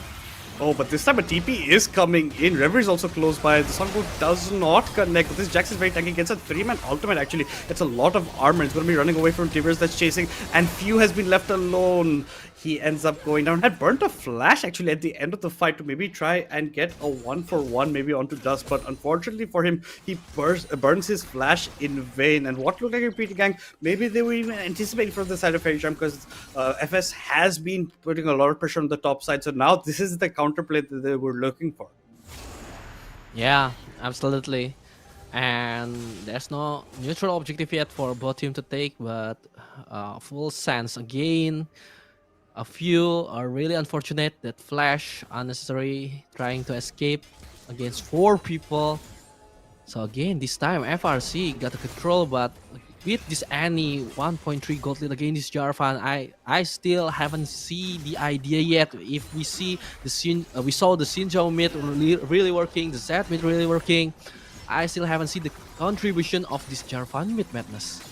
Yeah, that didn't be the same impact that we expected from Itai, because he has been doing quite well throughout most of the series. Not the impact the kind of Zinja put out, but on the other hand, of Blondie is being pretty nicely fed. Excellence is pretty high up on the marks as well in terms of CS, in terms of kills, and Few with these stolen minions. He even has a stolen Tibbers if he wants to take it out anytime soon, and they're looking to actually go deeper into Vision on this side. Reverie taking his chickens, but it's in Vision, but Kiwan's going to step forward. Some of the ping, they're still going to be waiting at the push. I like the use of the Fog of War, and that's going to be a Leona getting targeted yet again. At least this time has the flash to jump over to the wall, to the pit of the Reds, gets out, but it's Excellence in the bot side. Is he looking to do a 1 versus 2? The counter-strike before he even goes in, pops his ultimate. But Reverie's just gonna W and jump to Nekudusu. You can't do much, but here comes the Tibbers. Yuzuki waits, allows Excellence to leap strike over to this way, gets in, and a TP was even burned from the Yorick. And this is before the tier 1 should be falling in the mid lane. They don't have a mini wave to actually claim it for themselves, and Drake's gonna be coming up anytime soon. You can see K1's going in. Here comes the sword where 2 people get actually stunned up. That's Excellence going down as well in this fight. A good Tibbers comes in, a lot of damage. Few chains connect onto Tibbers, not the kind of target. It is just dying to the turret on the other side, but Few still manages to pick up the kill onto Annie. The kick comes in, the Dragon's Rage is there. Blondie goes down as well. And in a turn of events, it's FRC getting their first ace in this series.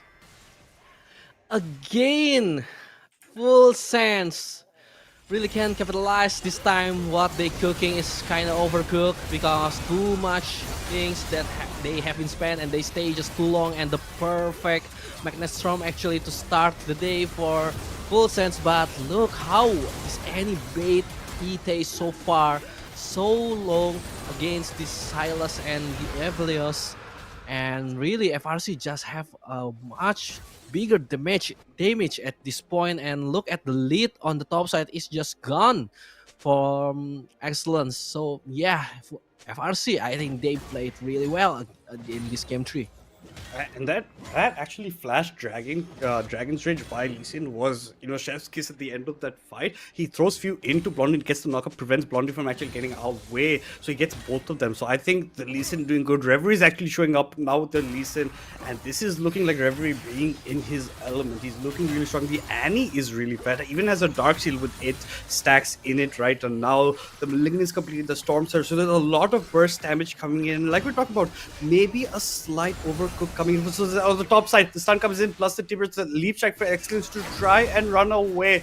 But where do you go? The smite comes in, and plus the Dragon Strike to prevent the counter strike. Excellence is going to leap strike yet again to a ward, trying to keep the distance, maybe die to turrets. You have to dodge the Sonic Boom. You're going into the wave. The Lee Sin will be catching up. It looks like Excellence just wants the CS at this point.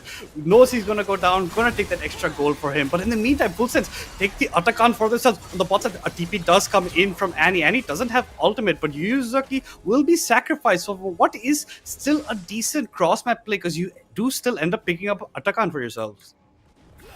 Yeah, still, Full Sense managed to get something for their trouble. Excellence, and this Blastcon actually few gonna get caught on their own blue buff and still managed to flash burn his flash, and really there is no real safe space for Full Sense. They got the Atakan, but the cost is way too high. But still, even though the Full Sense have a better scaling because they have the Aphelios and Silas on their team, but really if FRC manage to get maybe 1 or 2 team fight like this again, they can shut the game down before it reached late game that Full Sense won. Exactly, and I think maybe Annie didn't need to TP, maybe just pushing the wave in the top side instead. But at the end of the day, you get 2 kills for yourself. You do end up giving up Atakan, which is unfortunate for them. But this is the first game where FRC had managed to secure feats of strength for themselves, and they're going to be happy about that at least, as well as them being a Drake advantage on top of Full Sense. So FRC looking and the best. We're talking draft wise, this is maybe the best draft we have seen coming out from, and this is the best game we have seen coming out from them. Yes, it really is, and they knew they have the team fight power, and again the lack of CC in game 1 and game 2 has been solved with this Annie and Lee Sin. Reverie playing really well with this Lee Sin. Like, I knew Reverie gonna be the initiator, the one who set up for this team, so it's just looking better for the set of FRC. It is looking better for them. Kiwa is gonna go in to 2 members with the Zenith Blade, but that's about it. In the meantime, tier 3 on the top side is gonna fall. That's a lot of damage gonna be going on to it. But look at this. You can see Yuzaki's looking for a magnetic storm. He's gonna maybe get all 5 members, but is it enough? The damage is there, but the Annie gets burst down as well. Cataclysm is still alive. Kiwan might go down. The Cataclysm is doing a lot of damage. Reverie just still about surviving. A triple kill coming in for Excellence, as only Reverie is the sole survivor for FRC in what looked like it was looking good for them. They were just not aware of that flank coming in from that realm. Yeah, and they really did not respect the damage outcome from this Aphelios. Look at the 3-man Moonlight Vigils with the Infernum. Who's gonna be blessed, and even though they've got the redemption, and again the follow-up CC with the Cataclysm, and look at the Severum from the Aphelios, it's just really big output damage, and the chain layer CC Excellence, of course, is not on the prime position yet with his item. I think it's just Triforce for these checks, but it's really enough for Full Sense to make FRC stop their push. And this actually puts them in a goal lead as well, right? You can see from the goal charts above you, they have now their own slight advantage, as well as Aphelios. Look at the items. Look at Corky's items. Unfortunately, still it's just the 2 items, and Aphelios is just about to complete his own Lord Dominance. Has the Last Whisper, has, more critical strikes for him. And this was Yuzaki using that Rel ultimate really well. We've seen it in the mid lane fight as well. You had a Magnetic Storm. There was no follow-up, but this time a 3-man Moonlight Vigil plus the Cataclysm, you lock everyone in place. And look at this nice routing coming in from FRC. They're trying to walk in to the jungle of Full Sense. Yuzaki has to be careful about trying to place vision for himself. The big parts, the vision should be cleared out. But in the meantime, Full Sense look to be taking the Drake No, they're going for the tier 2. They're going to give up Drake. TP comes in from Yorick, but this should be to his own death. Where will this Yorick honestly go? Here comes the Magnetic Storm as well. And that's bye-bye Yorick. I'm not quite sure what he was thinking with the TP play there. Yeah, and I think Fullsen's gonna be happy with that because it's still Soul Point. It's not the Soul yet, and they've got 3 turrets for their mass, for their decision, and even though, because the TP play for Yorick, I know that he tried to salvage the situation, but they underestimated the damage, and the trap has been set up now. Trap is set up. The counter strike from the bush comes in. The flag and drag case of Q1 plus the solar flare buys some time, but a 4-man Cataclysm, but he gets kicked out instantly by the Dragon Strike. But the damage is there. Blondie has been left untouched. Jax is being massive. A double kill already for the Philios. Make that a triple kill. This looks like GG. Only Dust will be coming up. The wave is, I think, healthy enough for all 5 of these members to go for. Dust has to manage the wave. How well can he do it? The maiden gets spawned, but Excellence instantly jumps on the Dust. And as soon as Dust comes back from the Grace unit, yet again he goes there. This is GG. This is FS taking the series 3-0, knocking out FRC, securing their spot against Inferno Esports in the finals. From the graves they come, from the disadvantage they fight, full sense, securing their spot, trying to fight back against the Philippines representative Inferno Esports in the grand final after what a series. Wow, madness in game 3. We already believe that, wow, maybe FRC gonna give us game number 4, but no, just 2 team fight that they need, and 1 mistake from Dust really broken them apart. And that's just knowing your macro really well, right? They know that it's going to be just Soul Point. It's not going to be Soul like you pointed out. They generally take the tier. And Dust, I don't know. TP did maybe a last-ditch effort play. He ends up going down. They get the tier 2. They get the tier 3. They look to go in Baron. They're baiting that out. And insane. I like how Excellence sets up the counter-strike earlier on in the bush before he jumps in, before he gets the stun that locks people in place, before comes the flag attack, then the Cataclysm, then the Moonlight Visual. It's just layered damage on damage on damage, plus the CC from the Magnetic Storm. It was just beautiful from Full Sense. And then that was GG. It didn't look like we were this close to the end, but Full Sense capitalized on any mistake FRC did, even though this was pretty much the best match they have played in the series. Yeah, and kudos to Ite because we really asked from the early like what this Jarvan mid can do, but the 2 last Cataclysm really cemented the team fight. And let's throw it to Abigail and Contra to break down this really great last game 3 for FRC against Full Sense. Take it away. Thank you so much, my lovely babies, Madness and Manamo. I know, Contra, you have lots of things to say, but let me take a sentence first. I mean, the whole series of FRC looked like a miscalculation and decision making wasted away the opportunity to come back, man.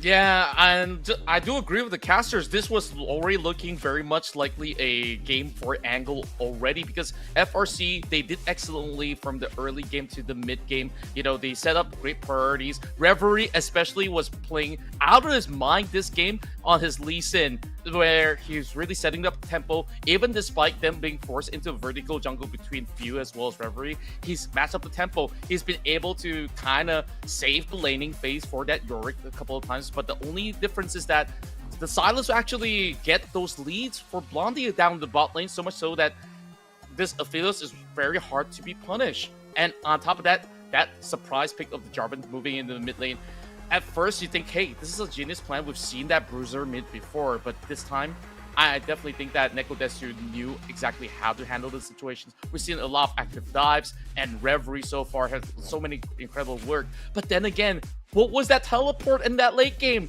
That teleport, as well as the decision to take that dragon, was unnecessary because it wasn't Soul Point. Yes, yet again, like, sure, they want to get the advantage for them to eventually secure Soul. I understand that scenario, but it was not worth risking maybe having your inhibitor being broken at the same time. T2 was undoubtedly going to be taken with that kind of approach. They did not defend, but when they decide to defend, that TP was so costly to the point that, sure, Dust kind of gave his life up for it, and then they had no vision in their own jungle. They know that, hey, maybe they're setting up for a Baron, but then again, they went in phase checking, and that was to their own doing. So that was perfectly calculated from the side of Full Sense. The 2 fights is the most pivotal one, especially the one over the top side, which I also do think they kind of overextended it a little bit, despite them expecting retaliation coming from the side of Full Sense. It's just that they all got clumped up, so you got this perfect execution of Ite as well as Excellence working together to really got them all stunned in one location. Yeah, even though Yorick already did a very good job back then on the top lane, because yes, he got crushed by Jax, but he still managed to find some friends. Yeah, I mean, there's definitely a lot of all these traction where they've been able to, you know, gain a couple of all these leads. Despite that, I do think that it's been rather impressive that FRC this time really showed so much composure. It's just that they gotta really fix some of all these kind of decision making in order for them to become a better team. I mean, all in all, you know, FRC, these are lobby demons in your solo queue ladders, in your flex ladders, and they're going up against Full Sense, who's an established organization in general. They still put up a really good fight, so that, to me, I really do commend them. But overall, Full Sense, their whole game plan was really to have this beefy front line all the way up front, and you create that space for Blondie, and they kind of play towards that towards the end game where this Aphelios really shine bright. So we go into some of all these clips that we have, and this dive was perfectly calculated with Nekodesu sending the Timbers, and look what Reverie does. He holds the Sonic Wave for that flag and drag for them to secure it, but when they go in for that lane swap, that's where we start to see Dust getting punished. So I guess that really opened up the lead for Blondie to skill up ahead. Yup, and I think this is also very good for FRC to, you know, pull out a big fight on the mid lane, and they also won it, and that opens a big opportunity for FRC to steal a game from Full Sense. Yeah, and not only did they actually get conducted that excellently, they also had that bottom lane fight, which we just saw, which was great initiation coming from Nekodesu. And this is also another fight that was initiated by the side of Neko, with the TP coming in for them to also get themselves a little bit more safety net for Dust, and eventually they start to build all these big, massive ultimates. And then I will pause this for a little bit right here. I mean, this is where they've been able to find a beautiful angle up against Savasky. I mean, you can already see 2 sectors right now. I'm going to split it into 2. So you have Ite right now, whose job was to take out Savasky since he's already that low. But the problem is his teammates were all too far separated, so you have another line right here which actually sees the rest of all these members of FRC to be able to just propel forward. So it becomes a little bit harder for them to do to even defend themselves. So by having this kind of execution, they come up with the better trade by just sacrificing Savasky for them to actually manage to play this out perfectly. So just like that, I think like FRC was already building onto something where most of the other members have been able to really make up a big play. And Reverie on the Dragon's Rage was just so well done. He kept it to the last minute. And then you have this one. I'm going to zoom this one real in quick. I'm zoom it out. So now watch what happens here. They all disperse, and then you have a very, very timely execution of the Cataclysm into the Counter-Strike. Chef's kiss. That was amazing from the side of Excellence and Ite. I agree with that, because that Cataclysm just locked 4 players, and that leaves a very big space for Blondie to just get a free hit situation. And this is the final moment of FRC that we kind of questioned why you have to do that teleport. Yeah, I think like sometimes when there's just too much going on in the game, you can really felt that they were making some desperate measures in order to really form something in return. But all his teammates was taking the Dragon. I mean, realistically, if you've already know that, okay, you gotta maybe let go of certain objectives, the best way for him to TP is maybe to the inhibitor turret instead, so that you could still find ways for you to stall and maybe open up your ultimate than to, you know, have yourself being stuck underneath 3-4 members of the side of Full Sense. So Full Sense, I think like they've definitely played it in the most stock standard way possible. They just look for those big team fights in the form of execution, and that's pretty much about it in a sense. I mean, FRC, this is their debut into the pro scene, and I think they've definitely shown some great strides overall throughout the group stages. Definitely a lot of pressure moving into the semifinals, and in this game 3, they were giving us, you know, or even the rest of Full Sense a run for their money. Yeah, and I really love to see, these two players, these two teams are playing towards each other. In Full Sense, it really shown out that they still have lots of interesting things under this list. But on the other hand, FRC, it is very nice to have them, to be honest, because it is very good to see how Nicolas and the Stellar plays with a very different kind of tempo, and it's very beautiful way for FRC to play with the referee as well. And we'll come back to our casters Manabo and Madness. I know you also have lots of something to say for regarding the last game of today for Full Sense versus FRC, but still, I also was thought that this is going to be another game for us, the fourth game for Full Sense and also FRC, because they really took pulled out a big fight and wanted, and they just turned back the tide towards a Full Sense Madness. Yeah, but I think this is what we're talking about, like the experience coming in as well as that macro play at the end. Like Dust makes that mistake, they capitalize it completely, right? They know Drake's going down, it's just soul point, you're not getting soul. You make the correct plays at the correct times. Even if you're behind, you can still come back in the game like Leo. That's exactly what they did. And this just shows you that there are going to be quite a bit of competition for that final tomorrow. And their draft is something that has got me excited. Like after a long time of seeing like drafts of like, the very same things here and there. But we're going to see a J4 mid this game. We know it might have been slightly overcooked in his performance earlier, but the Cataclysms later on though. The Cataclysms later on did a lot. Yeah, I agree with that. That Cataclysm was very beautifully executed. I mean, they just waited the very right time to put that Cataclysm just in terms of long 4 champions, opening a very big space so Aphelios can, just being so lethargic, dropping his bullets towards the players of FRC Manabo. Yeah, and I think it's really unfortunate, for FRC, because if the situation can be changed, is this game 3 is actually the game number 1. Maybe the state of the mind, the mentality is gonna be whole lot of different, because it's a close game. But the game number 1 and game number 2 was just a really storm from Full Sense. And yeah, I think I'm gonna be excited if we can see more from FRC, because this guy really shows the growth, the potential that they have. If they play a really, really correct draft, they can do a lot of things. And yeah, and just like Meta says, just the experience just said, and they need more experience. And yeah, we really excited for these teams.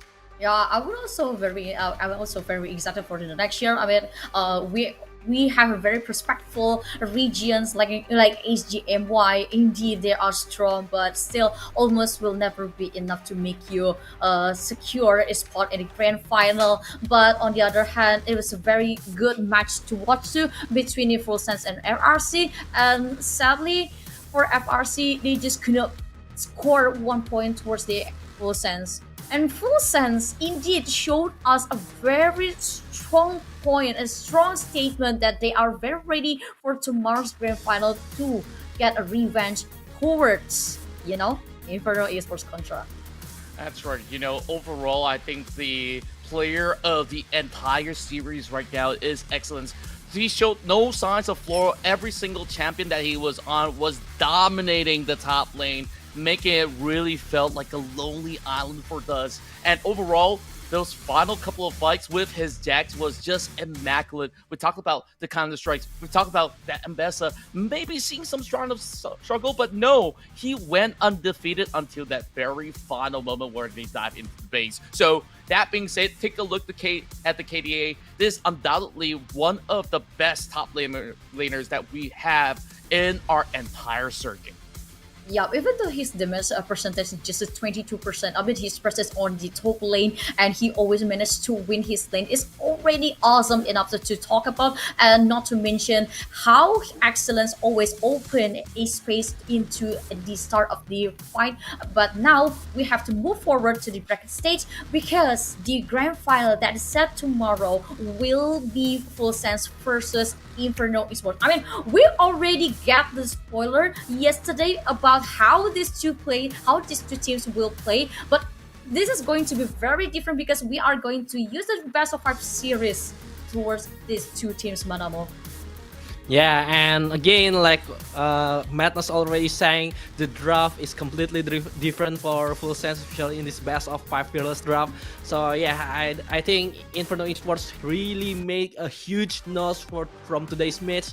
So yeah, we just cannot wait for tomorrow. Yeah, I will also be very excited for tomorrow. I believe Contra, Madamo, and Madness are even more excited with what's the outcome of tomorrow's grand final. And I believe you all in this live streaming, whatever region you are, will feel the same like us. But first, let me just close this live stream because we have to rest for the best of the grand final with tomorrow's matches. So I wish you all a good night and see you tomorrow.